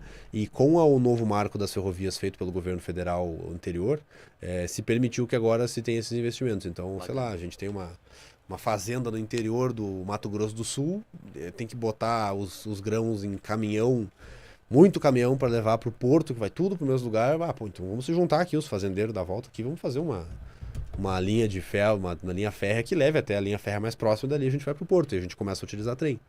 Essa é a ideia, né? A revolta de Atlas aí, né, galera? Mais ou menos isso. É revolucionária a visão de que as bem por empresas aí. podem investir para melhorar a infraestrutura. Não, mas bacana demais. Bacana demais. Acho que vai avançar. Que bom que foi desarquivado, né? Foi. Só o fato de estarem debatendo e olhando pra isso já é um avanço aqui no Brasil, né? Sim, isso é muito bom. E eu acho que o Rio Grande do Sul é um estado que tem muito espaço para isso, porque o transporte ferroviário ele é bem a cara do estado, né? São grandes massas, volumes de transporte com baixo valor agregado, né? Tipo, ferrovia tu não vai transportar, sei lá, não vai transportar venda de celular por ferrovia, porque ele é leve e ele tem um alto valor agregado. Isso aqui custa caríssimo, né? Então tu pode colocar num avião e levar. Agora, transportar grão de soja, tem que encher essa sala inteira aqui de grão de soja para talvez dar o preço disso aqui. Tem que ser aqueles trem grandão, aqueles trens com vários vagões, né? Que a gente vê. Pelo menos no Rio tem alguns. Só que é muito antiprodutivo tu levar isso por caminhão. O Brasil é uma maluquice, né? Tu ficar transportando safra de soja em caminhão, né? Aí que é o incentivo também, tu não tem balança nas estradas, o incentivo do cara é passar muito acima do peso do transporte, o peso do caminhão é o que destrói a estrada, então tu não controla, tu só tem o caminhão para andar, então os caras botam o máximo possível no caminhão, bota para andar esse negócio aí, bota para levar no porto e perde um pedaço da carga no caminho ainda com aquela perda que tem, estimam, sei lá, se é 2%, 3%, e tu não tem nenhum tipo de eficiência nesse transporte, né, cara? Eficiência nenhuma, né? Como é que a gente vai competir internacionalmente? O nosso concorrente, ele pega a produção dele, ele bota num barco, faz uma hidrovia, e a gente transforma com caminhão. Também o mercado está cada vez mais internacionalizado e a gente precisa concorrer. A gente não pode ficar nesse cercadinho do Brasil achando que as coisas que acontecem aqui não são influenciadas por coisas vindas de fora. Tipo o preço da gasolina agora, o Lula dizendo que o brasileiro ganha em real, então o preço da gasolina tem que ser em real. Pelo amor de Deus, cara, um simplismo assim, que não compreende o mínimo da realidade de como os preços são formados, né? Como as coisas acontecem, como que as pessoas fazem para vender um produto que elas produzem. Não vai, isso já adianta aqui ó, meses antes, não vai dar certo. É a mesma coisa que a Dilma fez lá quando ela segurou o preço do combustível. Tu consegue segurar o preço por um tempo, mas tu vai dando prejuízo na empresa, uma hora ela quebra. Ela vai quebrar ou vai embora? Não, mas a Petrobras não vai embora, né? A Petrobras não tem como ir embora porque é estatal, né? Não tem o que fazer. Ela vai ou quebrar ou dar um prejuízo muito grande. Que é o que acontecia na época da Dilma. Prejuízo. Acabou o governo, de repente a Petrobras começou a se recuperar e dar lucro de novo. Demora muito tempo para se recuperar, então uma dívida gigante. Tu tem que aumentar o preço no futuro, não existe fórmula mágica. Assim, o mundo real, ele existe, ele bate na porta. Ele não essa cultura da canetada, ela é muito populista e ainda pega muitas pessoas, né? Tem gente que ainda tem essa crença que na canetada dá pra controlar o preço de alguma coisa, o que se vê, o que não se vê. Tu consegue enxergar o cara reduzindo o preço imediatamente. Vai reduzir o preço da gasolina agora, tu vai ver, vai reduzir. A galera vai falar, olha aí, o Lula baixou o preço. No médio e no longo prazo. É tipo tu pegar um empréstimo, né? Eu pego um empréstimo, eu largo o dinheiro em cima da mesa aqui, ó. Tá aqui, ó, consegui te dar o dinheiro, depois na hora de pagar. Aí me cobra 30% e depois de um ano eu tô fudido. É isso. Eu te enxerga, joga o problema pra diante. Cara, mas vamos lá. Depois dessa cassação que a gente teve e essa ofensiva do Lula aí perseguindo aí os adversários políticos, eu não vou falar nem adversário político, pra mim eu não vejo a Lava Jato como um adversário político. Né? Mas ele vê, né? Hã? Ele vê, toda a narrativa. Mas o Lula vê, então vamos colocar dessa forma. Tu acha que a partir de agora vai haver uma perseguição aí, utilizando a justiça pra ir atrás de Sérgio Moro e de outras figuras aí que o Lula tem como inimigos que ele precisa se vingar, cara? Sim. Tu acha que tem espaço pra isso? Tem. Então, a cabeça do Moro pode rolar em breve. Com certeza. Eu não dou 2 meses pra isso acontecer. O pessoal ia atrás, já estão indo atrás, né? Mas para ter alguma ofensiva forte, uma tentativa verdadeira de tirar o mandato do Moro, já tentaram tirar a vida dele, né? O próximo passo é esse. Cara, é isso que eles vão tentar fazer. E aí depois do Moro, eles vão passando pros próximos, né? Qualquer pessoa que seja mais estridente politicamente contra o PT vai ser perseguido principalmente que tenha muita popularidade, tenha muita popularidade, a tentativa deles é tirar os mandatos. E sempre é sempre por um bom motivo, é sempre por um bem maior, é sempre por... por amor. Por amor. Aí o que tu fala, né? Aí tu fala, O que eles vão dizer? O Deltan é ficha suja, não poderia ter concorrido. Estamos defendendo a lei da ficha limpa, porque o Porra, como é Deltan que o não Lula é poderia. presidente, então? Porque o Lula foi descondenado, né? Então tudo foi anulado. Por quê? Por que foi anulado? Porque o Deltan tinha opinião política, porque o Moro tinha opinião política, porque era tudo um conluio da direita pra ferrar Agora não é com opinião a política, gente. né? Não, claro que não. A gente só tá tirando esses caras que estavam perseguindo politicamente o Lula e se elegeram de forma ilegal. Então é só a volta daquilo que era para nunca deveria ter mudado. É a controle da narrativa. Narrativa, cara, tu Narrativa. vai construindo, tu vai construindo. Tu pode falar ali, não, mas o Deltan foi perseguido por condenar o Lula porque ele era um bandido. Aí o PT vai falar, não, pera lá, o Lula não foi condenado. Tudo foi anulado, tudo foi feito de forma. O Moro foi ministro do Bolsonaro, sempre foi uma vontade da direita. Tu cria essa narrativa, se tu entrou no looping ali, meu amigo, pra Já tu sair era. do looping, velho, pô, é muito E a bem. mídia tradicional e alguns influenciadores vêm confirmando essa narrativa, né, na cabeça das pessoas. O que é dito 1000 vezes vira verdade. Mas quais ferramentas que a gente tem aí pra lutar contra o judiciário? Porque hoje eu vejo que vamos falar de impeachment do Lula depois, mas antes de falar de impeachment do Lula, vamos falar de judiciário. Quais as armas que existem hoje para os deputados e senadores? Eu acredito que principalmente Senado, né? Aham. O Senado deveria ser o Fiscalizar principal. ali o judiciário, o STF. O Senado deveria ser o principal fiscal do STF. O problema institucional jurídico do Brasil é que é um contra o outro, né? O Senado controla o STF, que controla o Senado. Os julgamentos de senadores são feitos no STF e a possível impeachment de algum ministro do STF é feito no Senado. Então é chumbo trocado ali entre os dois. Por consequência, fazem um chá de comadre, ninguém faz nada, ninguém muda nada e deixa tudo do jeito que tá. Aí, Senão vira uma guerra, né? se não vira uma guerra. Então, o STF hoje ele está esticando a corda, ele está passando dos limites institucionais, legais, de toda a tese que nós liberais construímos do Estado de Direito, de que a lei tem que valer para todos, de que todo mundo tem que ter direito de se defender, de que todo mundo pode ter constituído um advogado para que seja apresentado os seus argumentos e que tenha a presunção da inocência antes de ser condenado. Tudo isso foi a construção, a base do Estado liberal que nos trouxe até aqui. A provocação do Ministério Público, que hoje não acontece mais. Tudo isso, toda essa construção, assim, né? Os liberais criaram isso para evitar aquilo que se fazia antigamente, que o rei criava a lei, executava, condenava, azar teu, vai, chora. Era assim, e hoje em dia, e isso a gente parou de valorizar uma conquista muito grande, né? A tentativa de voltar para o autoritarismo existe. Chega o cara te falar e falar, chora, azar teu, senta e chora. É o que eles vão tentar fazer. Então o STF está passando por cima dos preceitos liberais do Estado de Direito e está avançando num limite que ele não deveria avançar. O que nós imediatamente reagimos? Bom, então esse Senado tem que fazer alguma coisa. O Senado hoje só pode abrir um processo de impeachment, por exemplo, contra um ministro, que daria, não, claro que não soluciona o problema, mas dá uma freada, via presidente. Somente o presidente do Senado pode abrir esse processo. O presidente do Senado hoje é o Rodrigo Pacheco. Não vai O acontecer. Rodrigo Pacheco não vai fazer isso. Ele simplesmente não vai fazer isso.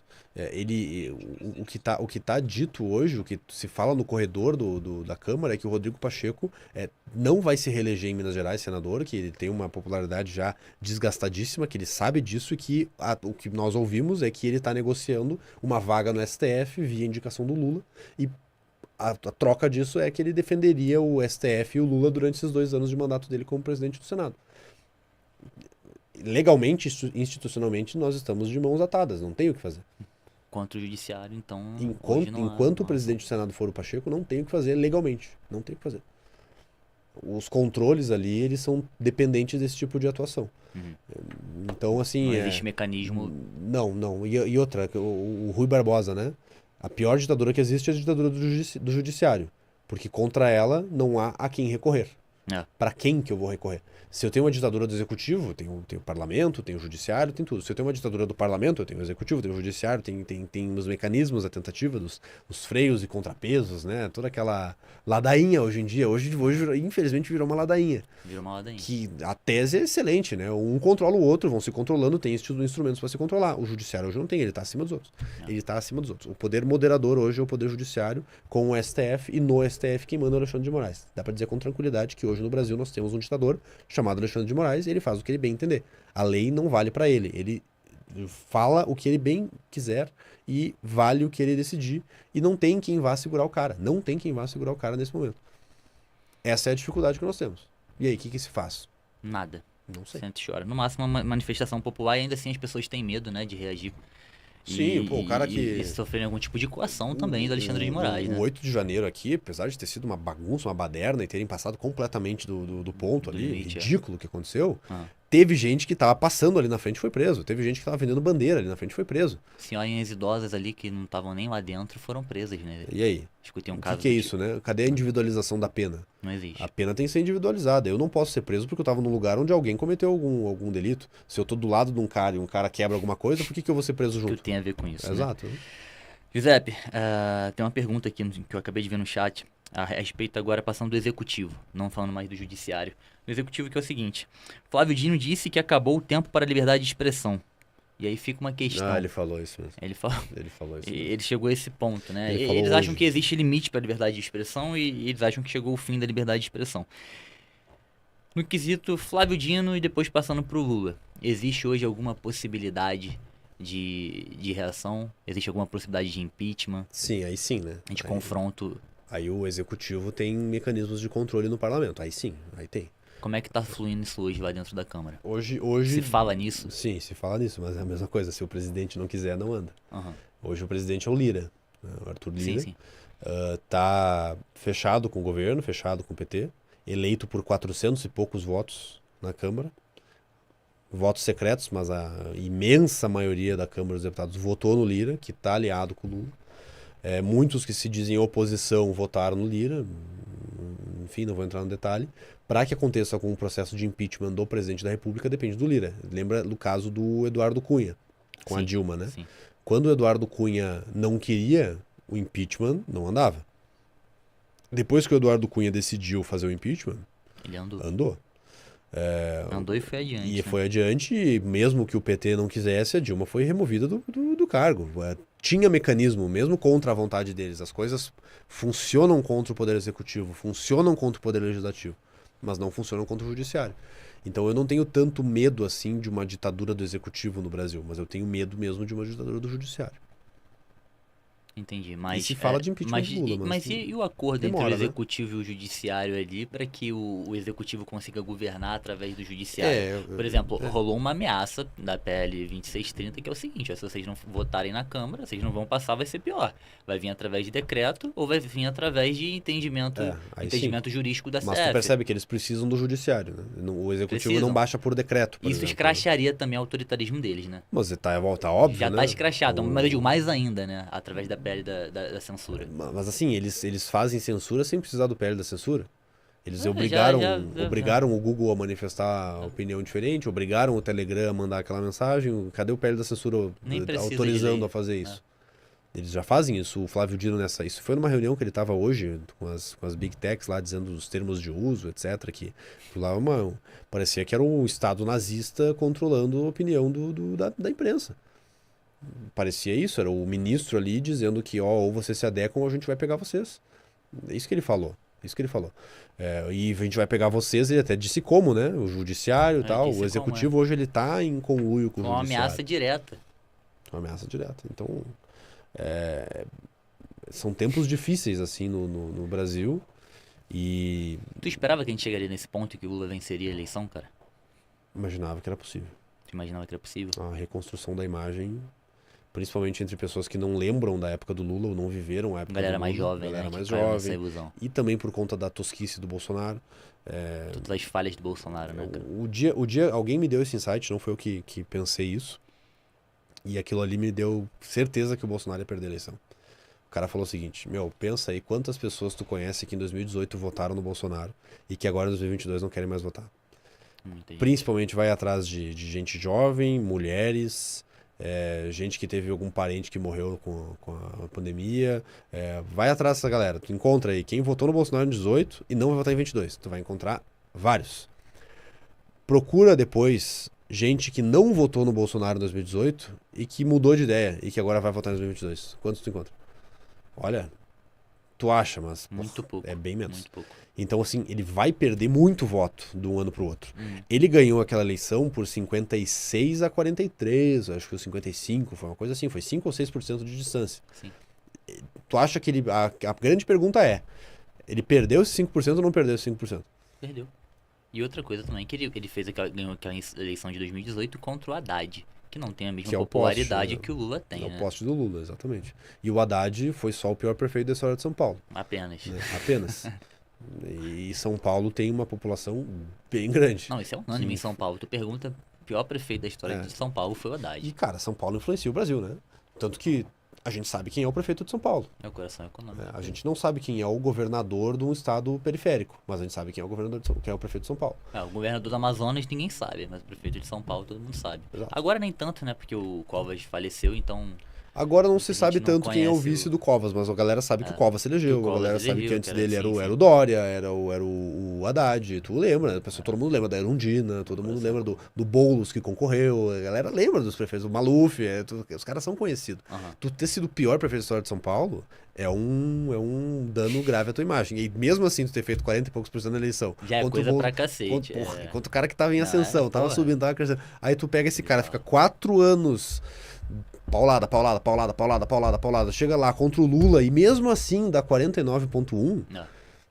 O Bolsonaro ele fez força pra perder a eleição em alguns aspectos, assim. Pô, o Roberto Jefferson toca bomba na polícia. Algumas pessoas, isso que eu ia falar, algumas Por pessoas ao favor, redor dele ali, a A Zambelli Zambelli tirou correndo a atrás arma do na cara rua. armado, então foi Digamos que muita cada um desses casos loucura ele ali tirou 0,2% da eleição. Infelizmente, Ué, já perdeu por pouquíssimo, né? Pô, podia, o que custava ter segurado a onda ali durante E no primeiro e- turno já ficou claro, né? Que eu falei, nunca houve na história uma virada. Nunca um presidente ganhou no primeiro turno e perdeu no segundo. Isso ainda não aconteceu no Brasil. Né? em Minas Então, Gerais também o swing state brasileiro. Se tu ganha em Minas, tu ganha a eleição. Se tu perde em Minas, tu perde a eleição. O Lula ganhou em Minas no primeiro turno e ganhou de novo no segundo por pouco, mas ganhou. falo muito isso. Aí vai entrar no outro ponto que eu quero falar, que é o seguinte. Na tua visão, é possível tirar o PT e o Lula na próxima eleição? Sim. E quem é o nome de 2026? Porque você falou em Minas agora, então pra mim esse é meu nome. Sim, sim, Então, sim. mas quero saber a tua opinião. Quem é o teu nome pra 2026 aí que tem a capacidade de liderar uma oposição nova aí pra tirar o Lula? Tá, assim, muita água pra rolar ainda, né? Muito tempo, muita coisa pra acontecer. Sim, A gente tá claro. recém em maio. Se tu for pegar proporcionalmente aí, maio de 2019, a gente tava debatendo a reforma da Previdência, toda aquela É. coisas novas, reformas. Pelo menos tinha alguma reforma, agora nem reforma se debate mais. Até estão falando da tributária, que na verdade é uma tentativa de aumentar imposto, que eu acho que não vai acontecer, não vai passar a reforma tributária, eu acho. Eu acredito que até lá, não sei se o Lula consegue terminar o mandato, sendo bem sincero contigo, não sei se ele consegue terminar o mandato, por tanto questão política, se a oposição vai conseguir se organizar ou não para conseguir fazer o impeachment, tanto em questão de, e eu nunca desejo a morte de ninguém, mas é caso de saúde. O Lula não tem uma saúde robusta nesse momento. É um senhor já de idade, já teve câncer, um monte de coisa. Nunca vou desejar nem assim, nada, mas é olhar e pensar, pô, o cara não tá tão bem E a fisicamente. pressão da E presidência a pressão é pesada, pô, né? é foda. Então, não sei se o Lula em si vai estar na eleição de 26. Por seja o motivo que for. Eu acho que ele não estará. E talvez ele chegue vivo lá, termine o mandato e tal, mas vai estar muito velho, muito cansado e talvez não concorra. Então o PT vai ter que botar uma liderança nova. Quem vai ser essa liderança nova? Já vai cair muito de Já popularidade. vai cair muito. Quem vai ser essa liderança nova? Dilma. Flávio Dino? Quem será a Dilma 2.0, Dilma? né? Haddad?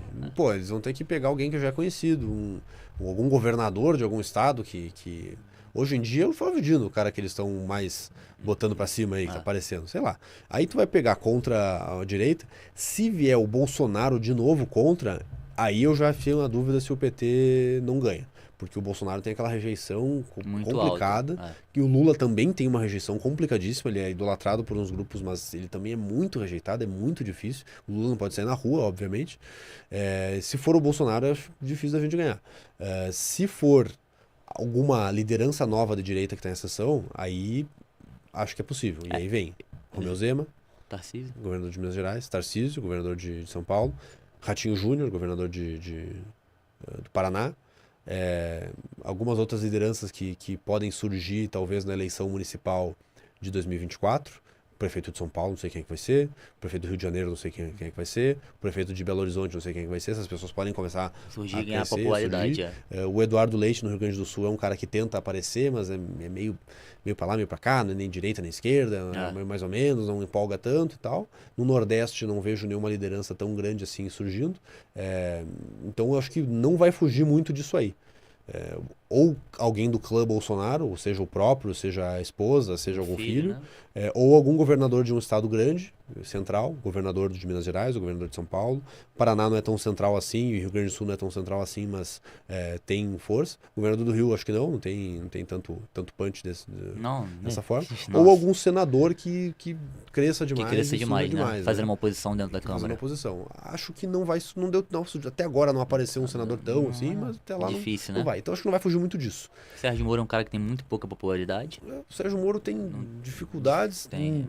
Se eu fosse apostar hoje, eu apostaria que até lá o PT dá um jeito de caçar o mandato dele. Uhum. Se ele quiser liderar uma oposição e crescer bom, aí é uma Não vejo diferença. potencial nele pra isso. O Deltan também é outro cara que pode, né, crescer, surgir, fazer essa força, mas eu acho que o Moro ou o Deltan, se fossem concorrer a algum cargo executivo em 26, seria para governador do Paraná, seria para senador de novo, alguma coisa assim.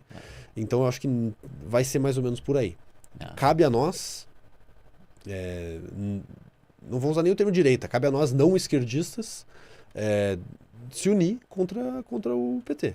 Porque o PT vai fazer o que ele sempre fez. Seja lá quem venha, né? Seja lá quem venha, seja lá quem venha. importante, E nós, do Novo, a gente deixa muito claro, assim, nós temos o Zema, que é o nosso maior ativo, nosso maior candidato, mas assim, a gente não vai também gerar uma guerra entre nós e alguém que queira concorrer só para forçar o Zema candidato. Claro. O Zema tem que ser o candidato se ele for o cara com mais probabilidade e chances de ganhar e faria um ótimo governo. Agora, se chegar na hora lá, não vai dar o Zema, vai ter que ser o fulano, bom... Olha, eu não acho que tá longe disso não, tá? Porque eu só vejo 2 nomes ali, Giuseppe, sendo cantados o tempo inteiro. Sempre que eu pergunto pra galera, faço enquete, pergunto na caixinha, Zema e vejo nos Tarcísio, comentários. Zema e Tarcísio, Zema e Tarcísio, Zema e Tarcísio, Pior, nego pede, faz uma chapa, Zema e Tarcísio, Tarcísio e Zema. Pô, por que não? Galera quer muito Por que isso, não? né? Por que não? Eu vejo, então, como uma grande possibilidade. Como você falou, quem ganha em Minas tem grande possibilidade de ganhar. Quem ganha em Minas? E o Zema ganhou no primeiro turno, né? E o Zema tá no segundo mandato também, né? O Tarcísio o vai Tarcísio se... tá no eu primeiro. costumo falar, o Tarcísio vai se provar no executivo Isso. pela primeira vez. A gente Exato. não sabe qual vai ser a aprovação dele no final do mandato. Tem razão.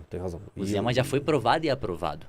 E o Tarcísio também só concorreria, eu acredito, se for um movimento nacional em favor dele, em prol dele. Porque E se o Bolsonaro não concorrer, se o claro. Bolsonaro concorrer, evidente, né? Se o Tarcísio fizer porque olha o dilema, né? Se ele faz um bom mandato em São Paulo, a população de São Paulo quer que ele concorra à eleição. E se ele faz um mau mandato em São Paulo, não vai se eleger Dificilmente presidente. ele vai se eleger presidente. Então, fica uma coisa meio assim. Então, o cenário que ele concorre a presidente é se ele faz um bom mandato em São Paulo, um ótimo mandato em São Paulo, e a população de São Paulo, digamos, não, tem que ir para presidente, tem outro candidato a governador aqui para ficar no teu lugar. Senão tu perde o teu governador para uma aventura, né? Pô, o cara vai concorrer a presidente, pode até perder. Fica sem aí governador, tu fica sem governador, sem se não presidente. tiver que ligar, não vale a E São pena. Paulo é São Paulo, né? São Paulo, é verdade. Se São Paulo vai mal, o Brasil vai mal. É verdade.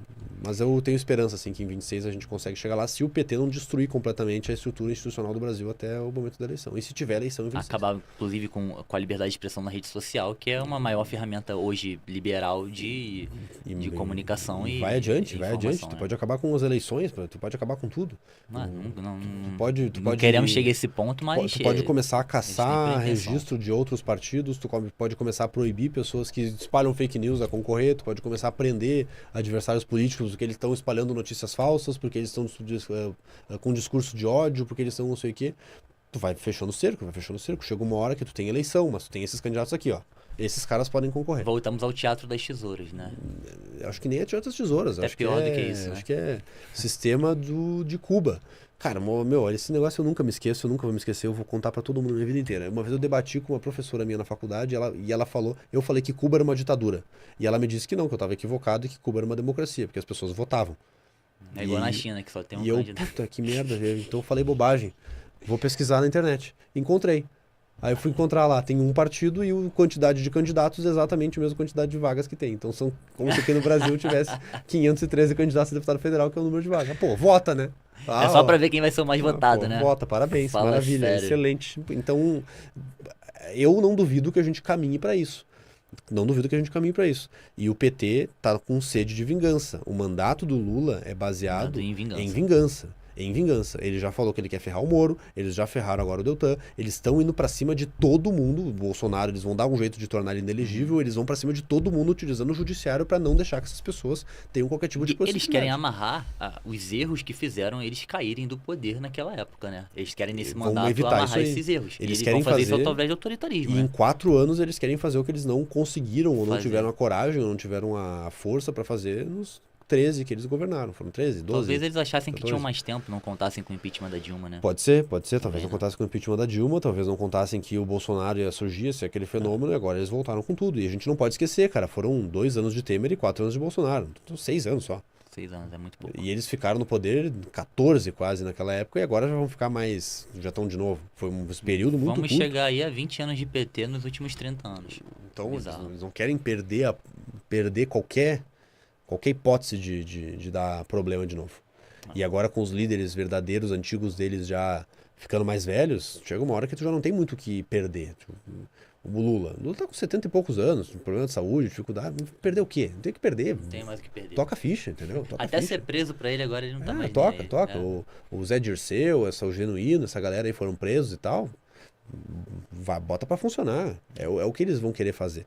Diferente de um líder que tenha, sei lá, 40, 50, 60 anos. Legal. No futuro, né? No futuro. Então o Lula concorrendo em 89, em 94, Ele 92, tinha a 2002. vida pela frente. Ele tinha ainda. outras eleições pela frente. Agora o Lula concorrendo em 2026. Não tem mais chance de errar, né? Vamos Se dizer tiver assim. mais eleições, tem poucas. E todo mundo sabe disso. É agora ou nunca pra ele, O né? tempo chega para todos, Isso é muito né? perigoso. Então, foi a mesma situação que eu vi de um analista da guerra da Ucrânia da questão do Putin. Dizem que o Putin tem um problema de saúde grave, etc. E por que isso é um problema? O pessoal fala, então Já ele tá com uma idade avançada. pode morrer por causa do problema de saúde. Então, para ele, se der problema na guerra, para ele, pessoal, não faz diferença.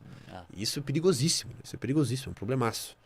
É problemaço. Giuseppe, chegar ao final aqui, cara, tá na nossa hora. Muito obrigado pela presença. E assim, antes de terminar, não só por mim, mas em nome de muitos dos meus seguidores também, cara, quero te parabenizar pelo trabalho. Você e o Marcel que vocês têm feito na Câmara. Sim. Continuem defendendo a gente, defendendo a liberdade de expressão, pelo amor de Deus. Tá todo mundo extremamente preocupado, a gente tá fazendo a nossa parte.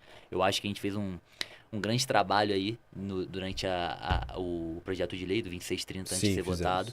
E, mais uma vez, parabéns e continuam defendendo a gente Obrigado. lá, porque a gente vai precisar. Pode deixar. Eu quero continuar podendo fazer o broadcast, porque do jeito que as coisas estão andando, a gente tem um risco, inclusive, de eu não poder mais fazer um programa como esse, trocando uma ideia aqui Claro, contigo e recebendo claro. outros candidatos, desculpa. Recebendo outros parlamentares, outros ativistas políticos e Claro. até candidatos. Então, espero que a gente consiga aí manter essa linha de frente na defesa, que são vocês. Uhum. E quem sabe tirar o PT, né? Não deixar eles chegarem ao fim do mandato aí, que seria, acho que é o sonho de todo mundo hoje. É um processo de longo prazo, né? E conseguir frear o judiciário. E frear o Também judiciário, que é o mais difícil O hoje, que STF, ninguém no vê caso. como. Não vamos nem generalizar o judiciário. O STF, frear o Sim, STF. sim. Frear o O STF, o Brasil começa a melhorar. Principalmente o senhor careca lá, que acho que é o que causa indignação geral. Muito obrigado, Giuseppe, cara. Valeu, tamo junto. Obrigado aí próxima. pela oportunidade. Valeu. Pessoal, acabando por aqui. Boa noite pra todo mundo. Mais uma vez, as redes sociais do Giuseppe estão aqui embaixo na descrição. @Giuseppe Riesco, correto? Isso, Giuseppe Riesgo em tudo. Não fui muito criativo nas redes sociais, toda a mesma coisa. Dá uma olhadinha aqui embaixo como é que se escreve, porque falando assim, eu pelo menos ainda não decorei como é que escreve até hoje, mas olha aqui, confere aqui, clica aqui, vocês vão ser destinados pra lá. Valeu, boa noite, até o próximo episódio aí, tamo junto.